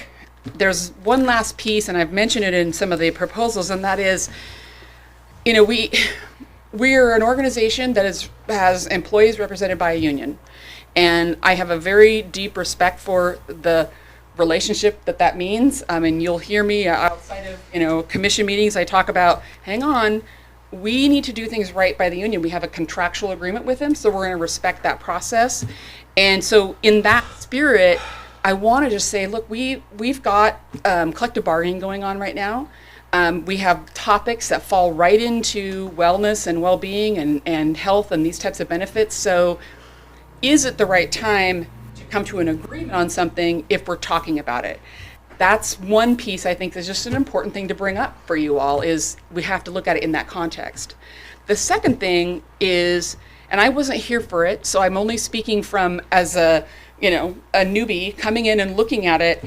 We have an article in our collective bargaining agreement, Article 44, that specifically addresses coming together in labor management and talking about things that are important, mutually important, the physical and mental well-being of our employees. And it's not been a mandatory, we must do it, but it's there for us for the taking. So in all the spirit of all of that, I think we have already created the mechanisms to go forward and have some of these more robust conversations. And that maybe is the lesson in all of it is, I guess we were right when we negotiated. If we need to have conversations about this, we just maybe haven't taken that step to do it. And this might be the impetus and the recognition that it's time. It's time to sit down and really talk about how total wellness, mental health, and physical, all of that matters to an employee, and maybe just move forward on actually what we've already bargained, which is that Article 44 labor management conversations about mental and physical wellness and well-being programs. So lots of different ways that you could go. Ultimately, it's your call. I think the last thing I would say is, kind of back to the first comment, which is none of what I'm saying here, he doesn't even know what I was going to say. He's probably like, I have no idea. So I didn't include him in my final, here's what I want to do. And I didn't include Chief Kraske. I mean, they're aware. We had some conversations about, ideas and so forth. I had a very long, nice conversation with Julie Boyer over 3 hours, which was wonderful to have that perspective. But I wanted to leave it so that you're hearing what my perspective is as an HR director who's worked on a lot of benefits and a lot of programs, including wellness programs, without the sense that, somehow I don't want you to think that what I'm doing is really just giving you what Chief Cermak or Chief Kraske or somebody else wants me to say. This is truly my own perspective. So with that, maybe I can pause and there might be some questions, discussions, what have you. I'm open to doing it in very specific or general way. So, Does anyone have any questions? Rob? Yeah. Yes. Well, you. Oh. Yeah, I'm sorry. Well, I'll defer to her first. Go ahead. Go ahead, Holly. I apologize. Okay, I agree that there is a wellness side, and then there's also the peer support side. And we just know that peer support has been very beneficial for our firefighters over the years. And we've listened for now this meeting and the last meeting 2 weeks ago. They really do want peer support. And I know in the proposal she had put for the next, until December. So at least I would say let's get them on now, and then that gives them gives us the next 5 months, 6 months, then to discuss it, evaluate it, and then go from there. And include some of that wellness. I mean, that is an important part too. But I think we need them. We need that peer support on board right now. I know she proposed $20,000 a year. It'd be half a year, so it'd be $10,000. And to do that, I mean, $10,000, it's less than what it used to be. I mean, we were paying $25,000 previously per year. So I would say, let's do them now and then discuss it. Use these next 6 months to discuss it. Thank you, Holly. Let me just give you one thought on that, and that I put into the motions and I kind of put into the description, but I didn't really elaborate on it and elucidate on it right now because obviously you have it and you guys can all read them. When I looked through and had a meeting with Julie again, it was 3 hours. It was a very good conversation. I think there are some areas that we could just out of the best interest of a public agency, we're spending money and so forth, have some more parameters around, clarity on the roles and responsibilities, scope, what's the deliverable on this, how much is there training, how much training, those kind of things. So I wasn't really comfortable saying, she made a proposal, here's what it is, let's go for it. To me, if the commission would like us to move forward on that, I think that agreement needs work, and I think it needs clarity around who's employee, who's doing the workers' comp, who's doing it, and just really having it clear about where are those lines, how does it work, like we would any professional services agreement. So I just wanted to make sure I understand what you're saying, I hear what you're saying in terms of the need to, and potentially that's an option to move forward. My disclaimer or my qualifier would be that contract, the way that it's written, I couldn't in good faith recommend it. And it didn't matter if it was peer support, if it was, computer programming or whatever else somebody might do. I think it needs work to get into a realm that is in the best interest of the people who pay our salaries. So that would be my recommendation. What were some of the specifics that you're not in favor of? Sure. Well, I think some of it is that there's no clarity around what specifically would be the deliverable. So, for example, if there's, going to be doing training, well, how much training? Just so that we know, it would be like 2 sessions for the rest of the year, once a month. Is it, what is that going to be? So that would be an example. Having clarity on who's doing the background, who's employee or not employee, but according to the state, kind of an employee, volunteer, who do they belong to? So who's responsible for them? Background investigations, making sure that they're compliant and so forth. That's another example. I think the question that kind of people dance around a little bit is she or is she not providing clinical counseling when she's not qualified?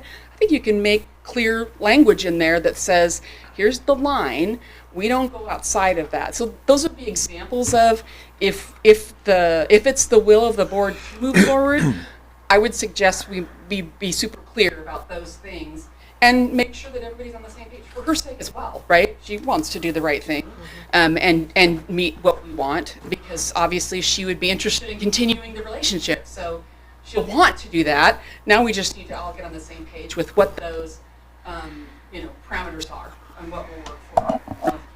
Well, I know specifically, like the clinical counseling, no, she is not trained to do that, but she has a group of people that work with her. It's not Julie Boyer, it's a peer support group. And I know the name Julie Boyer keeps coming up. We want Julie Boyer, but it's not Julie Boyer, it's that group of people. The training, I think it just depends on what people need. So it's really hard. How would you, say, okay, they need 2 days or they need 4 days? I think it's individually what an individual needs. Well, I'll give you an example. She talked about that she would do resiliency training for all employees. Okay, well, I would just want to make sure, okay, how many times? Would that be once a month we do a session? Would that be for every new hire we will do a group of new hires? Or, so it's just clarity on things like that I think is really important to get. And yeah, I think that would be my recommendation, is that if we're going to do services, that we do it in a way that everybody's clear up front. What does it mean to do what we're asking her to do? What would we look at and see, oh, she's doing it. Okay, I see this. That would be what I would look for. Yeah. Good point. Yes. One area of the contract that stood out to me was that she was going to do chaplaincy. So we already have chaplains. So that would need to be excluded out of that as part of it. So that's a challenge that's in that contract.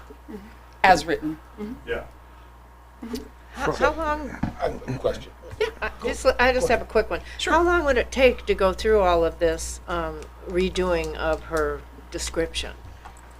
I mean, are we talking a week, 2 weeks, a month, 6 months? I mean, I don't know. I mean, I think kind of the typical back and forth contract, I mean, I've already shared with her, I'm super transparent, hey, here's some things that I would be concerned about, the way that it's written.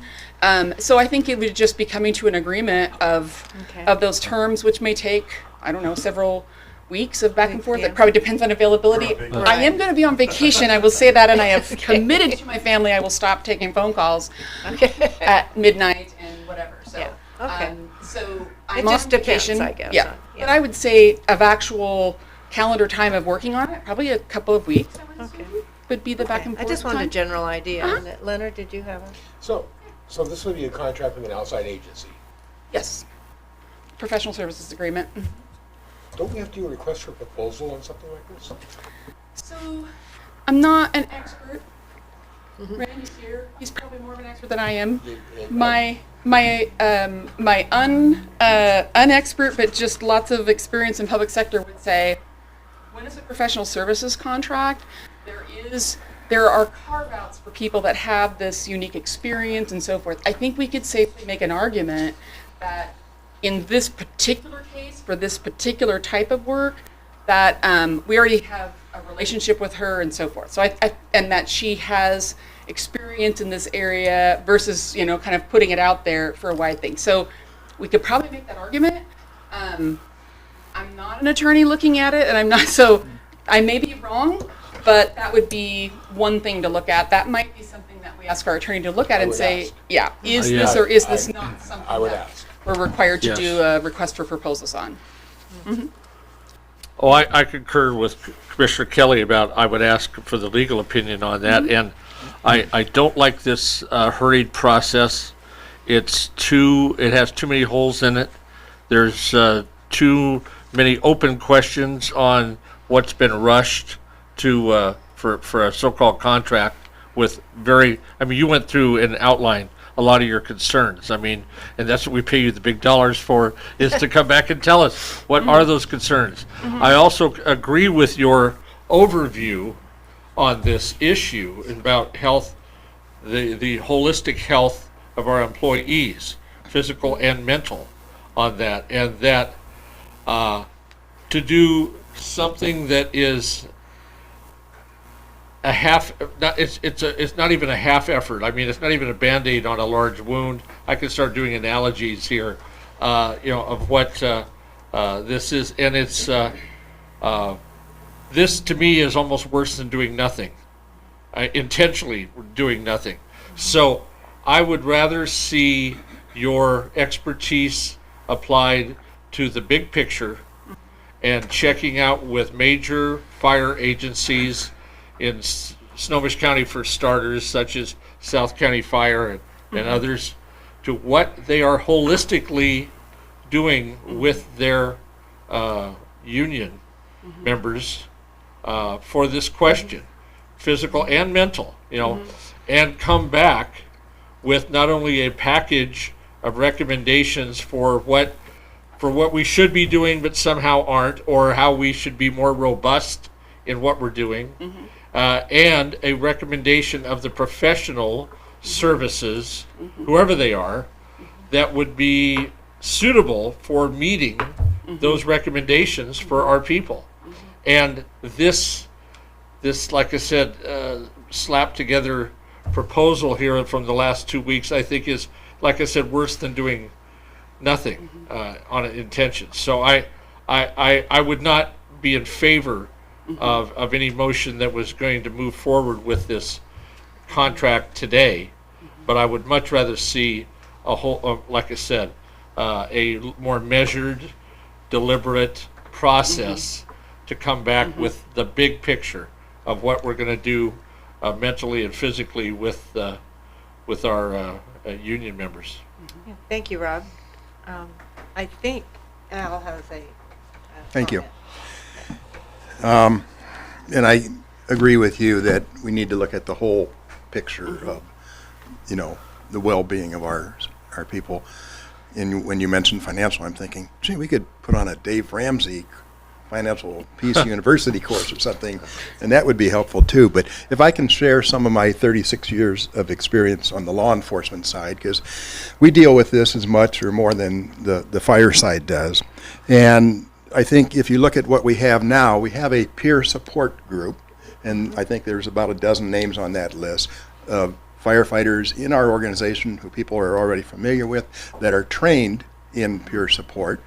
And that's probably 10% or so of our staff, which is a good number.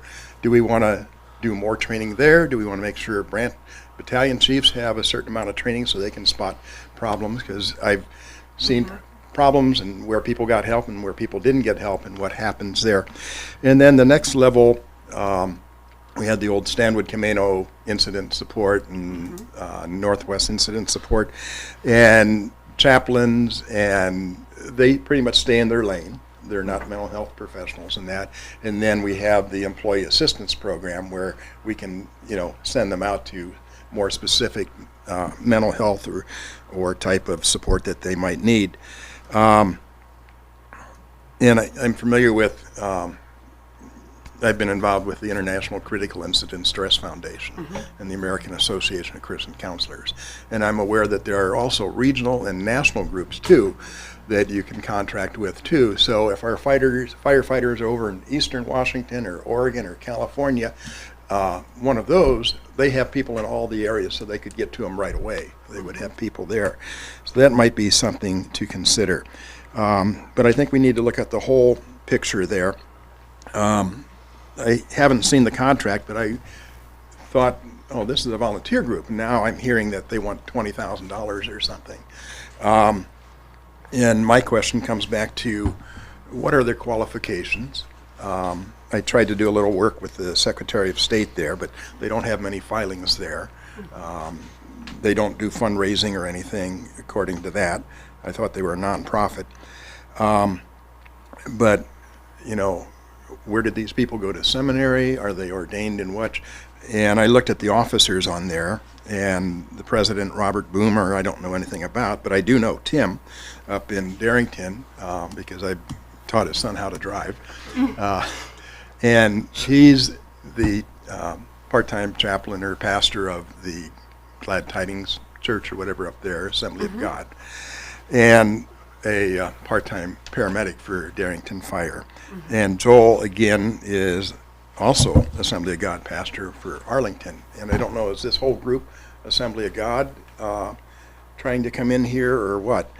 But I would just look at their qualifications and make sure that they have the type of background that we need in a specific area. But I still think we need to look at the whole picture there. So, I don't know, those are just some of the thoughts I had from my 36 years in that field. So, if anybody has any questions or...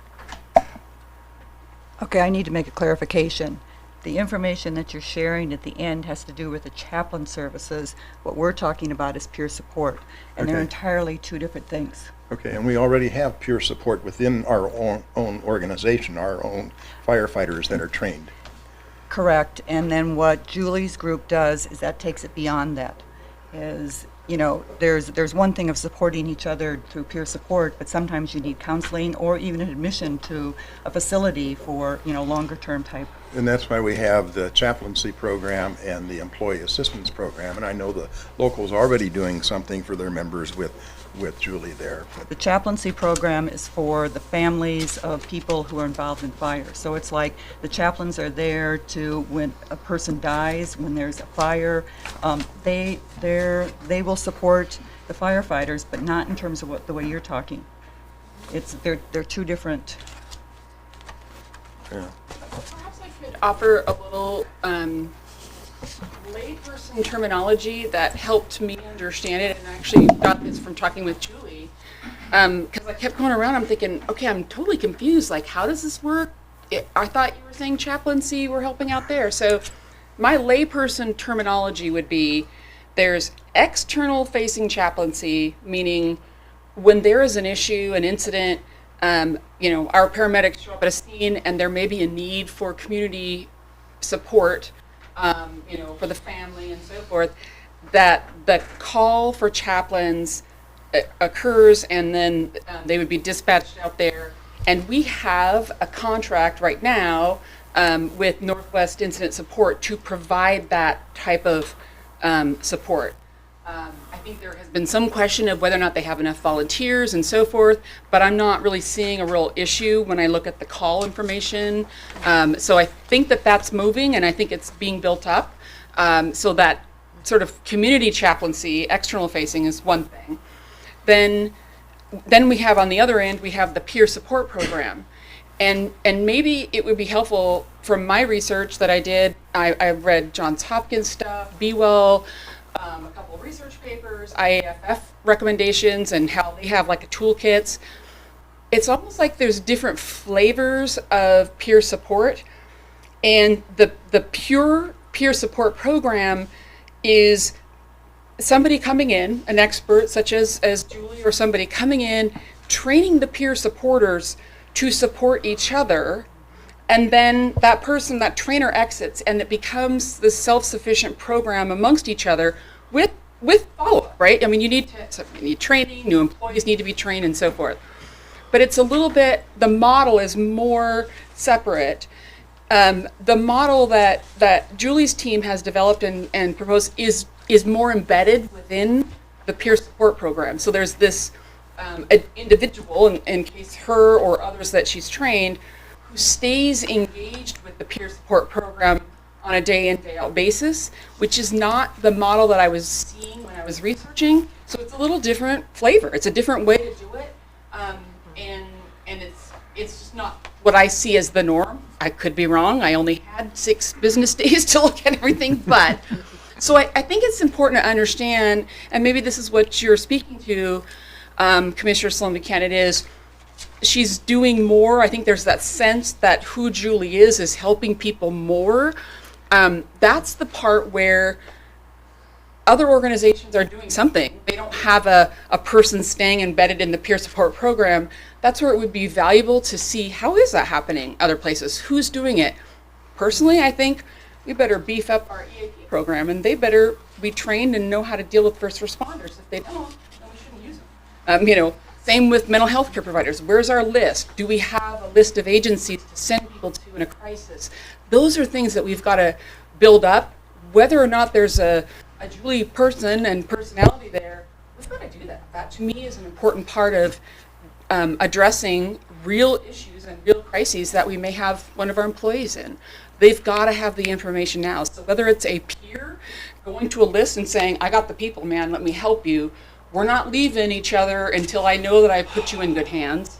Maybe that's it, but maybe it's Julie. So again, I think we have a different flavor right now than what I see in the peer support models who stay together and don't really have that outside person staying in the mix. So. Thank you. Rick, did you have a comment? No, I'm still listening to everybody's input. Thanks. Okay. Well, it seems to me that I know the union came and spoke and really was very heartfelt speech and request, and then I listened to your presentation about maybe we need to take some more time and do this the right way. I don't know what kind of contract Julie had before. I have no experience with that. I've never met her. And so it's, I don't have a personal attachment in any way because I haven't. But I know that the union wants someone, and especially Julie. So I would think that as much as it's hard for me, I think we should probably get right on this and get it done, but not move tonight to immediately get Julie on. As much as I wish we could do that, but in my heart I feel like the best thing to do would be to get on it and get it everything we need lined up, all of the regulations and who's doing what, and then come back, and hopefully we can do that as soon as possible. That would be mine. And now Rick, I don't know, do you want to comment? You're the only one that hasn't commented so far. Yeah, thanks for the opportunity to comment. I agree with many of the comments tonight. So I hear the message from the union loud and clear, and I believe that that's a valid request, and they believe they need that, and they do need that. That's a true thing. At the same time, when I read through the proposal here, I believe it's item number 3, there's a lot of what ifs and unknowns, and it feels like we would never have a contract come to us with all those unknowns. And so I think if we can somehow get those unknowns answered within the next 2 weeks, hopefully, and 4 weeks at the max, have something brought back to us, we could at least then put something in place for the remainder of the year. And then we could have an opportunity to look at the big 4 departments in our county. What are the big players doing with this? What are we missing that everybody else is doing? Traditionally, departments our size try to look up and emulate what the larger departments in the region are doing. So what are we missing there? What do we not know? So that would be my recommendation, is to sort of go in both those directions at the same time. Investigate, and then long-term plan to have a more robust system built out. Thank you, Rick. So it sounds like we're kind of leaning toward moving forward with a contract and having it all official and research done on this. And so my question, possible. I don't think this requires a new committee. But. Yeah, I would think so, but I'm asking just because I don't know who would like to do that, who is qualified to do that. I mean, all of the legalities of everything, we need someone who is informed on all that. Well, I mean, I thought there was sort of a consensus of the totality of health and mental fitness and welfare for all the employees, Right. which is in the direct wheelhouse of our HR director, who also deserves some time off for a summer She's going on vacation. vacation. Yeah, I mean, it is the middle of July. Let's acknowledge that. So, so what I'm saying is that within all of the other things she has to do with her job, I would like her, as speaking as one person on the committee, to look in, do what Commissioner Cade mentioned about checking with the big four fire authorities in the county, not reinventing the wheel, but seeing what they have and how that compares to us. And then you can come back with that comparison at some point in 4 to 8 weeks of this is what we have, and this is kind of the composite of what the other fire authorities and the counties have. And is it the same? I mean, is it just a matter of scale, or are we having gaping holes in it? And if we have gaping holes in it, then what do we address that with? I mean, do we seek professional firms that can provide what's missing there? And I would want to see some kind of competition, just like Commissioner Kelly mentioned about a legal. You know, what is our legal obligations on this and oversight to it? And then we do it properly, and we do it in a measured fashion, because to do something quick or wrong is worse than Right. not doing anything at all. So anyway, so that's my feeling about it, and that is and talk about moving parts, and I appreciate you talk about this. There's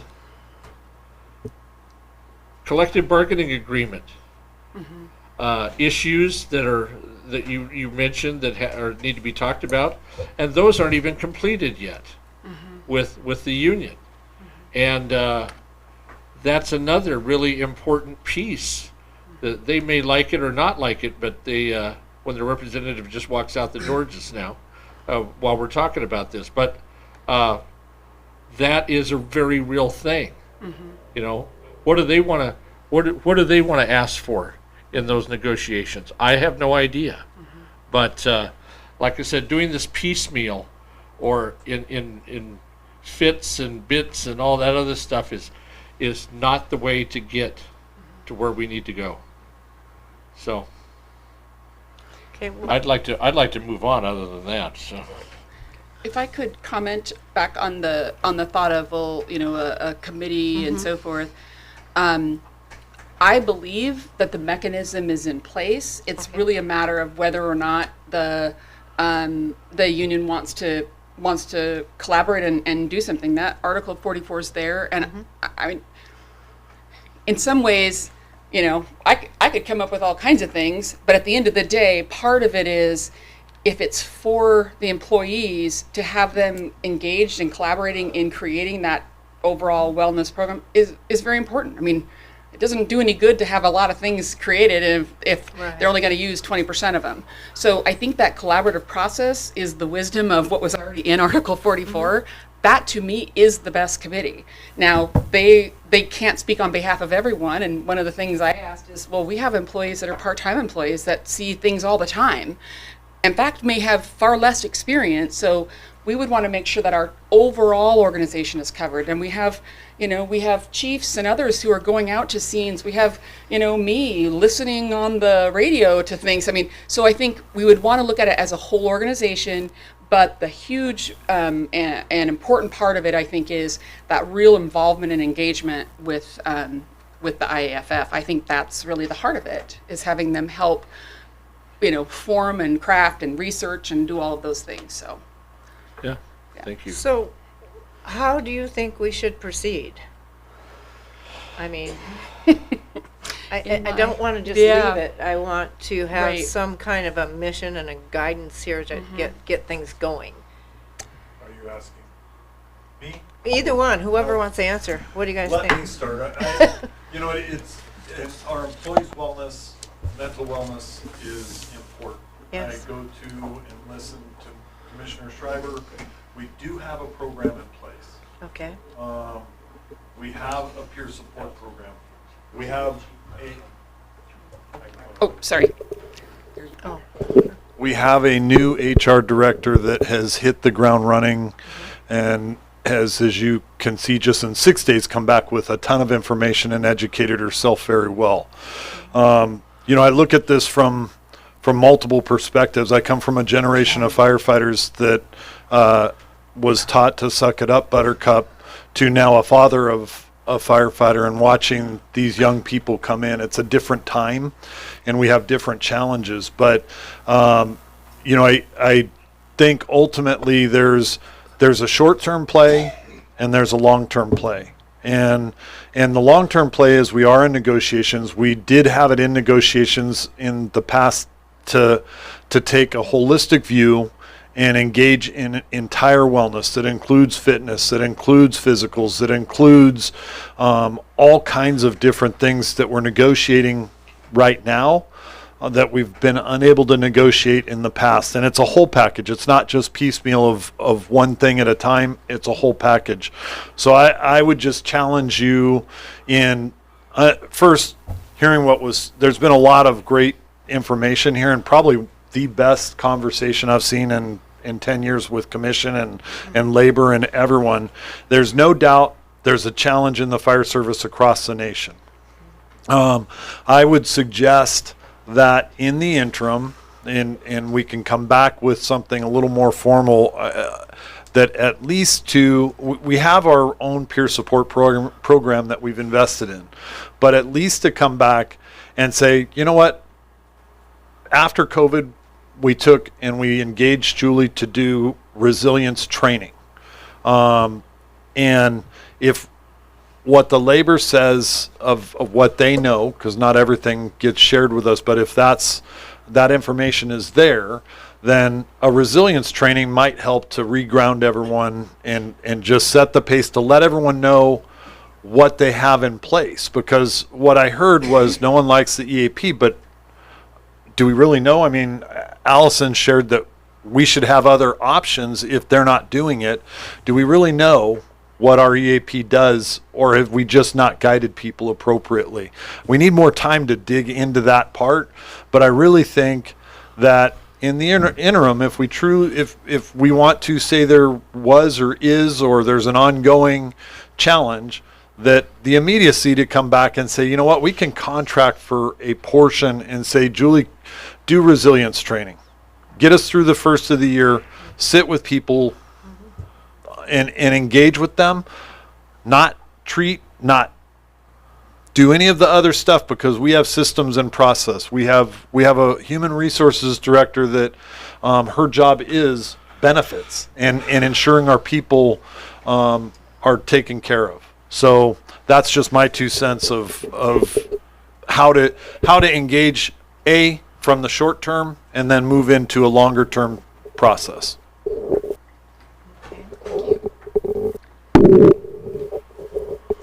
So do I get to follow that? Is that so Much better. Yeah. Well, and I think this is, maybe illustration of how he doesn't make me agree with him, and so I'm going to disagree in some ways with his recommendation. I think I would probably suggest a slightly different approach, and that is, we have a provision in the collective bargaining agreement that does allow for, and it's already there. We don't have to wait till we negotiate it. It's already there.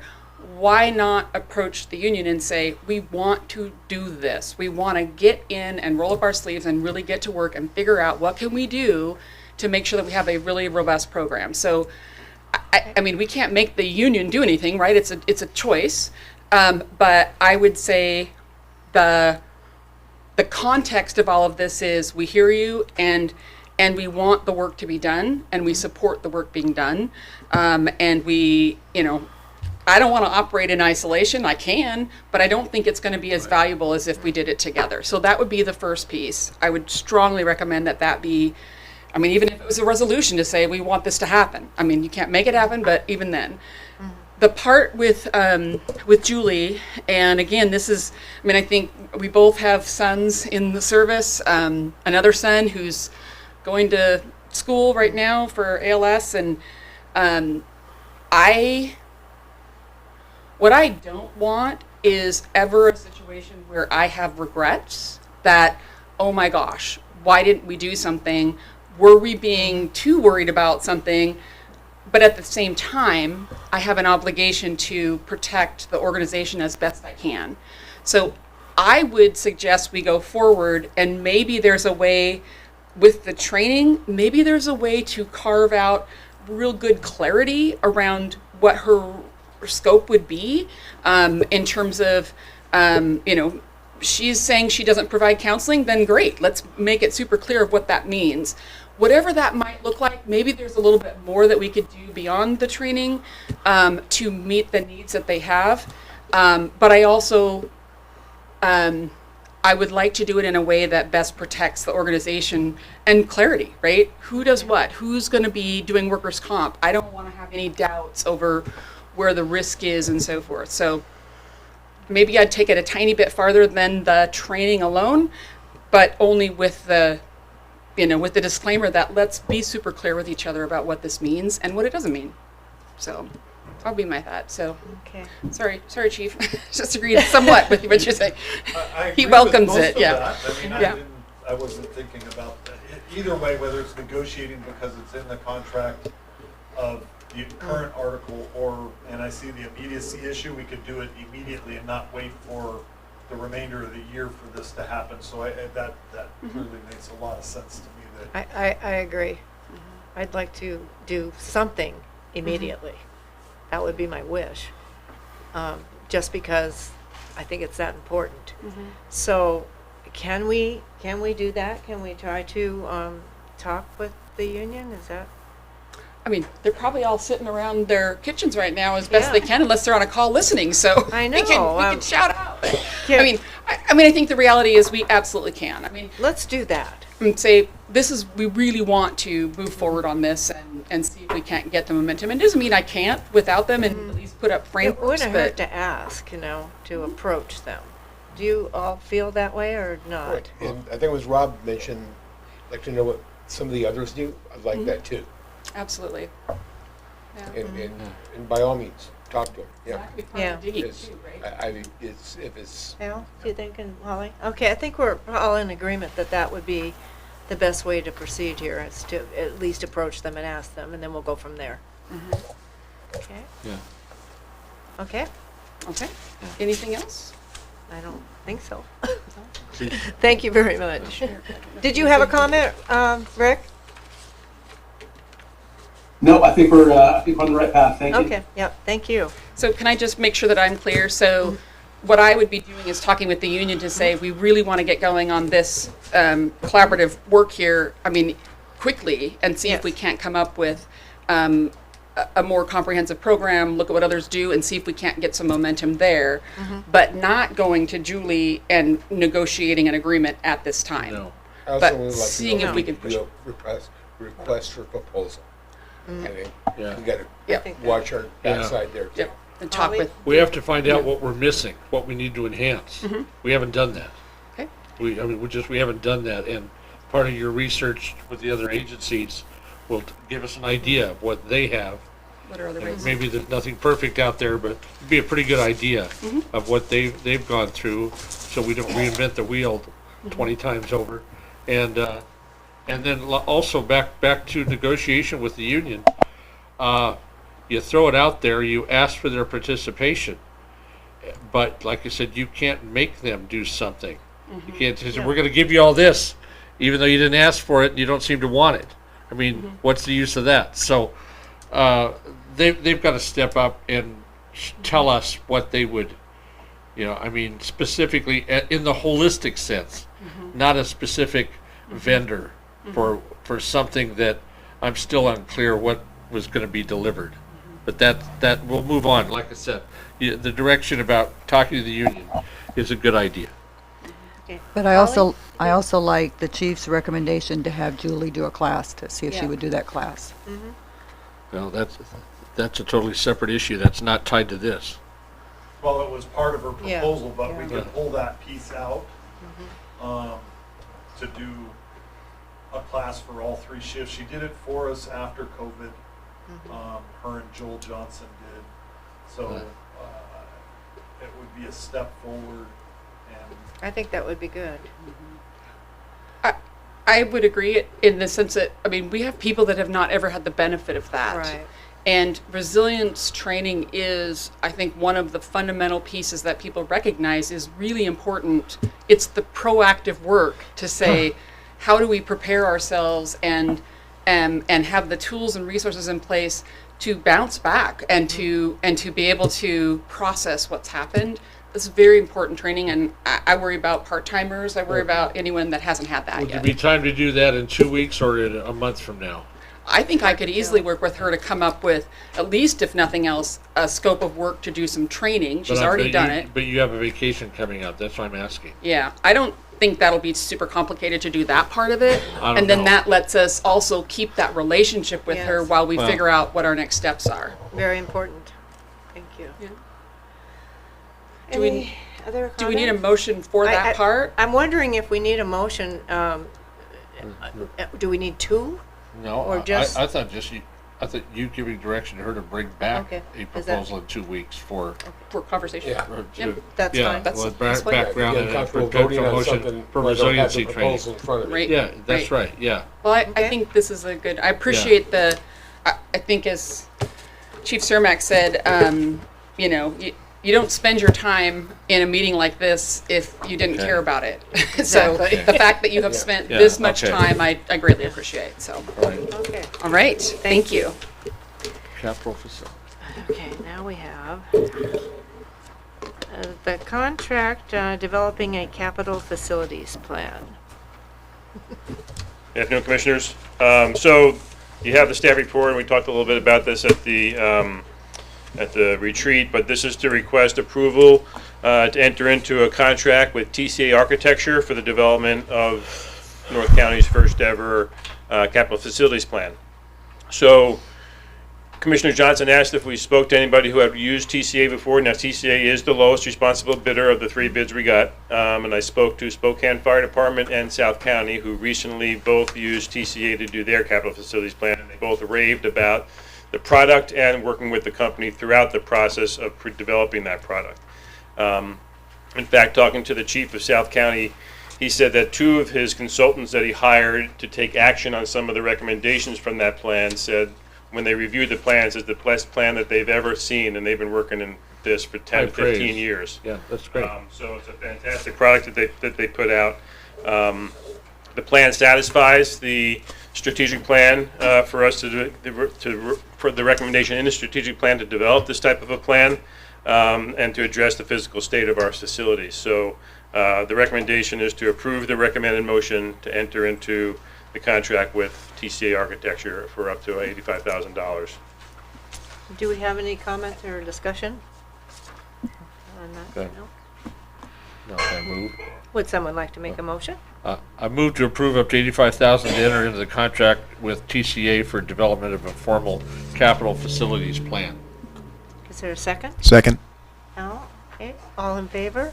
Aye. Aye. Anyone opposed? That motion carries. Thank you. Okay. Next, we have medical waiver requests. There are 3.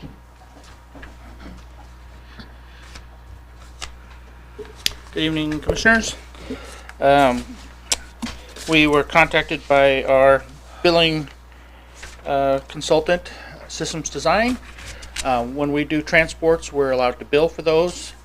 We don't have the manpower or expertise to do all that billing ourselves, so we use a company called Systems Design over in Silverdale, and so they're experts at dealing with insurance companies and the customers and transport patients to get collections for those. Sometimes they're not able to get the money for different reasons, and so we have 3 of those tonight.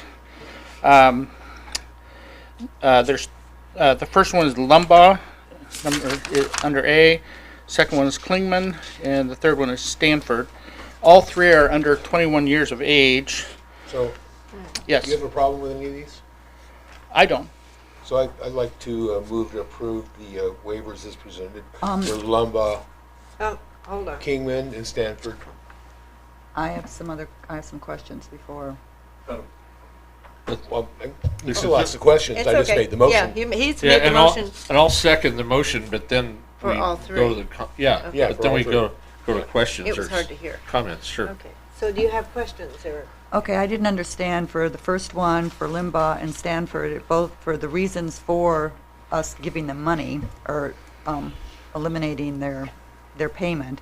It said patient cannot be ID'd, and yet there was, I didn't understand that. What did that mean? Apparently, we collected some info at the time, or we received info from the hospital, and we cannot, the billing company cannot figure out who those people are or where they're located. We have no contact info by mail or cell, so they're unable to reach them to get insurance information or have them pay personally. So, Interesting, okay. and they have about a 90-day window where they try to collect our money. After that, insurance payments should all have been made. If the patient is going to pay, they made contact and made arrangements for that. So after 90 days, they turn it back over to us. In these first and third cases, we just don't know where they are, who they are. The second one is a financial hardship. It's a child under 21 living with a mother who's unemployed, and they have no resources. So they've filled out the paperwork for a financial hardship. Okay. Okay. So we have a motion and a second. So all in favor? Aye. Anyone opposed? Okay, that motion carries. Great. Thank you. Okay, I think that's it. Chief's report. Chief's report. Oh, the chief's report. I don't have to. Sure, sure. I don't have my agenda on there. I keep losing it. Get your mic. Oh, wait, oh, there it is. Oh, we got it. Okay. Thank you, Randy. Crews on 4th of July had 9 fires associated to fireworks, 3 in the city of Stanwood and 6 in the district. As I understand it, none in Arlington. They responded to one residential fire where it was contained by the sprinkler head. A kudos for the quick thinking of Blake Hillary. He tried everything, or the crew tried everything, and he grabbed a carrot and stuffed it inside the sprinkler head, and the carrot worked. And Greg Kuntz, I asked for a report from him on whatever Saturday morning, the 5th of July, of how many fires, what was happening, report back to the city administrators and mayor about their fires. And so Greg sends me this picture, and I go, is that like a comic or a meme? And he goes, no, Hillary actually came up with it. I'm like, wow, what a great thing from a young new firefighter thinking outside the box. So Bugs Bunny would be proud, or Matt. Yes. Probably the snowman from Frozen. I'd like to thank all the commissioners for their attendance to the board retreat that could make it. And some very valuable information was garnered that will help us to navigate. And you can see staff has worked very quickly to start to put pieces together from your guys' input and direction from the retreat that will lead into the future. I will be gone on vacation and a funeral next meeting, so I will not be here. And on the following meeting after that, we'll have a staff report for the strategic plan. I went out and sought 3 people for strategic plan. The one that we saw at the conference were non-responsive, so I have 2 back, and I think the one that I am working with, or that I think is the recommendation that I'll put forward, is actually a little bit different direction than the CPSC one that we did last time. He did Camino Islands background, or strategic plan. He has 42 years of experience in the fire service as a fire chief at about 5 different departments. So he knows the process well. I'll put it forward. This was too long of a meeting. As you can see, Liz Loomis was on, gave us good direction. We will have to, if we start in September, we're going to have to amend something in the budget, because between the monies that we have for the $85,000 for the capital financial plan and adding Liz to it, we're going to have to move some stuff around or do something, and Randy and I will work on that and have an answer to you by the August meeting also when I come back. So let's see. Oh, we continued CBA negotiations process. That's moving forward. I think there'll start to be some progress now that we've hit the last day for us to put any large items onto the table. So that should move quicker. A very interesting call yesterday. DNR and the state contract department made contact with me and want to move forward with developing a long-term relationship to lease a building on the training center site for 10 years.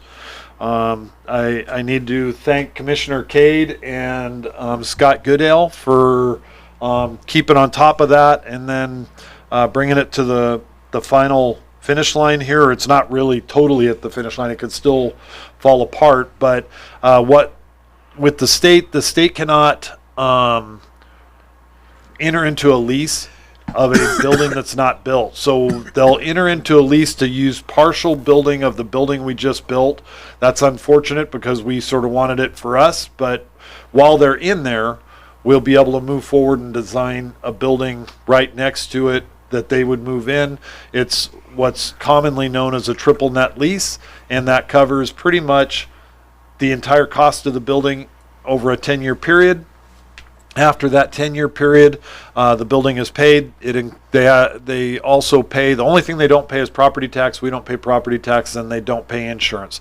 They do pay for some of the maintenance things, the electricity, water. So after 10 years, the building's paid for, and then the rent, you renegotiate the rent from that lease, and you move it forward, and it's revenue for the RFA after that. Or they move out and we have a building. One of the two, we own the building.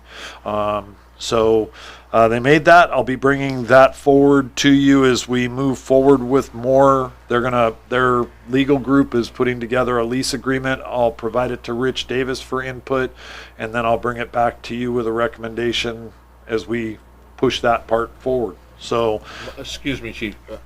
My only concern, I'm not objecting to that. My only concern here is that I want to make sure that when you bring the final paperwork to us and all that, that all of the leadership related to the training center agrees that this will not hinder the operations of the training center, because it's different than the original mission of the training center having a building for DNR. Now I assume the DNR is for wildfire. That's Department of Natural yeah, Resources. Yeah. Well, yeah, but I'm just saying within DNR, this is for wildfire areas, and that is within our mission. So I'm not, like I said, having a problem with it, but I just want everybody to really look at it and sign off on it so that 5-6 years from now, and you're not here or whatever else like that, we've run into a problem with the use of that building or something like that, or it hinders our training center operations. And people say, well, God, didn't somebody look at this years ago, or I didn't know this was going to happen. I'm just throwing it out there right now so that you know that everybody's been asked, is this okay with our mission, and not going to mess up the works. Yep, I fully hear you and heard you, and we've already asked quite a few people. It brings a level of protection to our area that currently we don't have. We'll have them responding from our site. They'll be part of potentially training our people because they have all the specialty in wildland. About 107 square miles of our fire district is rural interface. So there's a lot of things, most of it does, but we have spoken, all the training people out there so far that I've spoken to are way in favor of it. So I hate to acknowledge that climate change is making this something that really needs to be done, but I'm glad that it's working together with our facility. So thank you. I'll bring that forward as part of the staff report and recommendation with a contract after we get through the state process and Rich Davis looking at it and going from there. Still got a long ways to go. Creates a lot of work for Chief Tenhopen. And myself, but this too will pass. It's just a good opportunity in my opinion, but I'll bring it forward. Chief Tenhopen and I met with WRG representatives on site for the training props that are going up. They're a little bit behind because of 4th of July and some small things, but Excuse me, WRG is who? that's the contractor I know, that but is, what's the name other than WRG or? is it Ryan his, something? I don't know his middle name, All his right. first name is William and his last name is Gee. Gee. Okay, all right. Yep.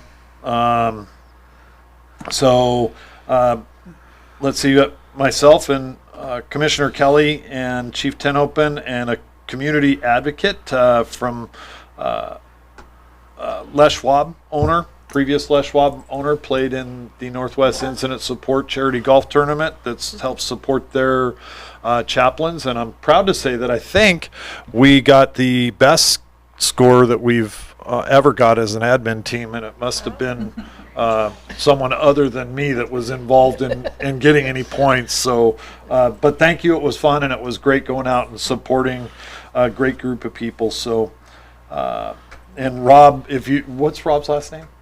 Oh God, never mind. Yeah, But yeah. anyways, Rob owns Les Schwab, and he has given so much to the community and different things that have gone on, and he's recently retired, so it was good to spend a day and razz each other about how bad we each golfed. So it was fun. And let's see. It was well deserved too. It was very well deserved. I am working on a meeting. I emailed you about a meeting with Mayor Vanny, and we're still having challenges. You could hear Steve's frustration a little bit in his presentation. He's passionate. He cares. And I think we're going into a good place, and I think we'll get this resolved. But I would like to just put on your radar, and I think it was Commissioner Schreiber, and who else was the third on the contracts committee? Cade. Commissioner Cade, that there'll be a date coming up. Mayor Vanny confirmed with me that he's working on it. So one of the three of you, we would like someone from governance and contracts on it with us. But I have a really good feeling that it's being resolved. Anyways, I met with Chief Eastman from South County Fire to discuss Fire District 21 and the issues with Fire District 21. Chief Kraske had an idea that I think none of us want this potential negative thing happening. I don't think Fire District 21 wants it. We don't want it. We have to protect our citizens and our taxpayers. They believe that they're protecting themselves. At the end of the game, none of us want this, and so we're trying with Chief Eastman, who, if you don't know Chief Eastman, he helped put this system together here, worked with former Mayor Kelly fairly deeply in the RFA forming here. He's worked with all the different districts. He has a real good grasp of everyone's challenges, and we sort of met, and we're going to try, as this thing progresses through our legal process, we're not stopping our legal process. It's going to take time, but we're going to see if there's a way to come to some type of agreement a different way. So Chief Eastman may be reaching out to Commissioner Cade, because he's been the heart and soul as a commissioner on that particular committee, if they decide, if he thinks that we can get back together and speak some more. I just want to state, I don't want to see a repeat of what we've already been through. I mean, my voice is rising because I get angry over the whole process that we went through before to get this way. So wishful thinking that this is all of a sudden the process we finally took the hard decision on isn't going to be solved. I can tell you right now, it's not going to be solved that easy, because if it was, it would have already gone away. So I just don't want to enter into another closed loop of without result. Wishful thinking isn't getting us. It's only going to be a judge's, I'm speaking from an opinion of one, a judge telling a certain fire district that starts with a 2 and ends with a 1 that they've got to pay is only going to thing that's going to jar this loose. And everybody else doesn't know what they're talking about, thinking that, oh, they'll see reason. We presented reason for a couple years now. So anyway, I just would like to say that I would really like to participate in that discussion. Okay. Absolutely. Yep. I And have- you and Commissioner yeah, Cate I are have a part lot of of that. experience with dealing with District 21 over the years through the City of Arlington and contracts and that. And so I think it would be beneficial, hopefully, that I could do that. Good. All Yep. right. That, Thank you. I think that would be good, and Okay. and I don't want to be negative or positive in my opinion whether it'll work or not, but I would like to at least give the opportunity that maybe someone else can Yeah. try something that maybe we missed. I don't know. It just makes sense to me to if there was it's an option.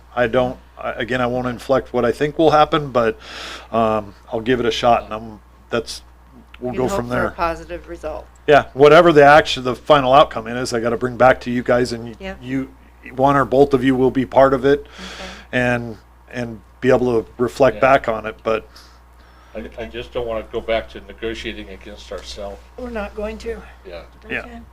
All right. All right, and then I met with the state auditor's office for part of a audit of our audit as an interview, and it sounds like we're doing well. And Randy got us across the finish line with that, and I had the final interview, and then she said the report will come soon because S&P Financials need it for bond ratings to publish and everything. So they're pushing really hard to do it. So traditionally what happens is they come in afterwards and do an outgoing meeting with the commission, and you can expect that. But that is the end of my report.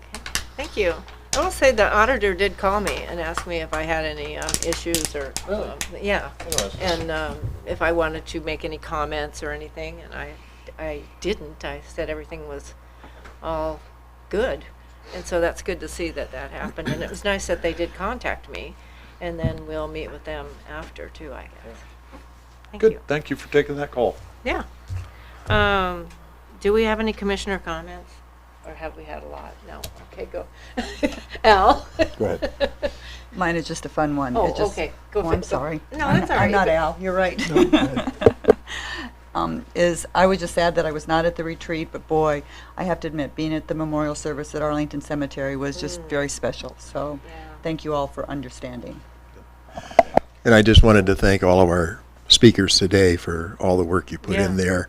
And I'm going to single out Chief Gophert there. And congratulations on being elected the president of the Stanwood Rotary Club. Which Rotary Club? Excellent, thank you. That's wonderful. Anyone else have any comments? No. Okay, correspondence. We received a donation, which was very nice. I think I think it was $500. I don't have it right in front of me. Yeah, family. Yeah, from their estate. Yeah.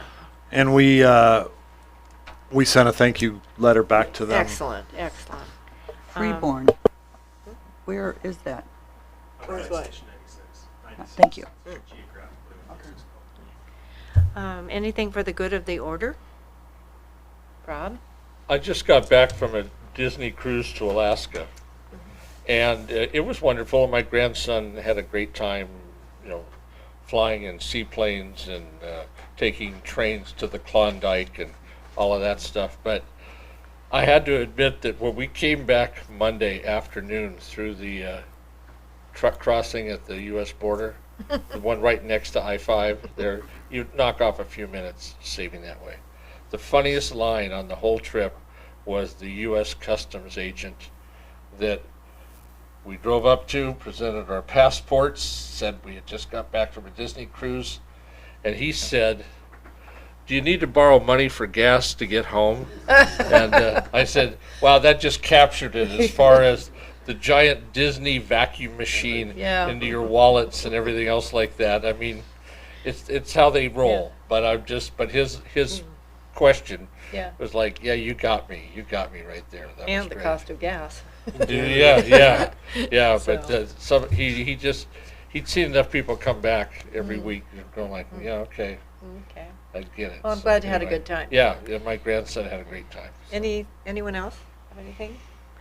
Do I have a motion to adjourn? So moved. Second. All in favor? Aye. Anyone opposed? Motion carries, we're out of here.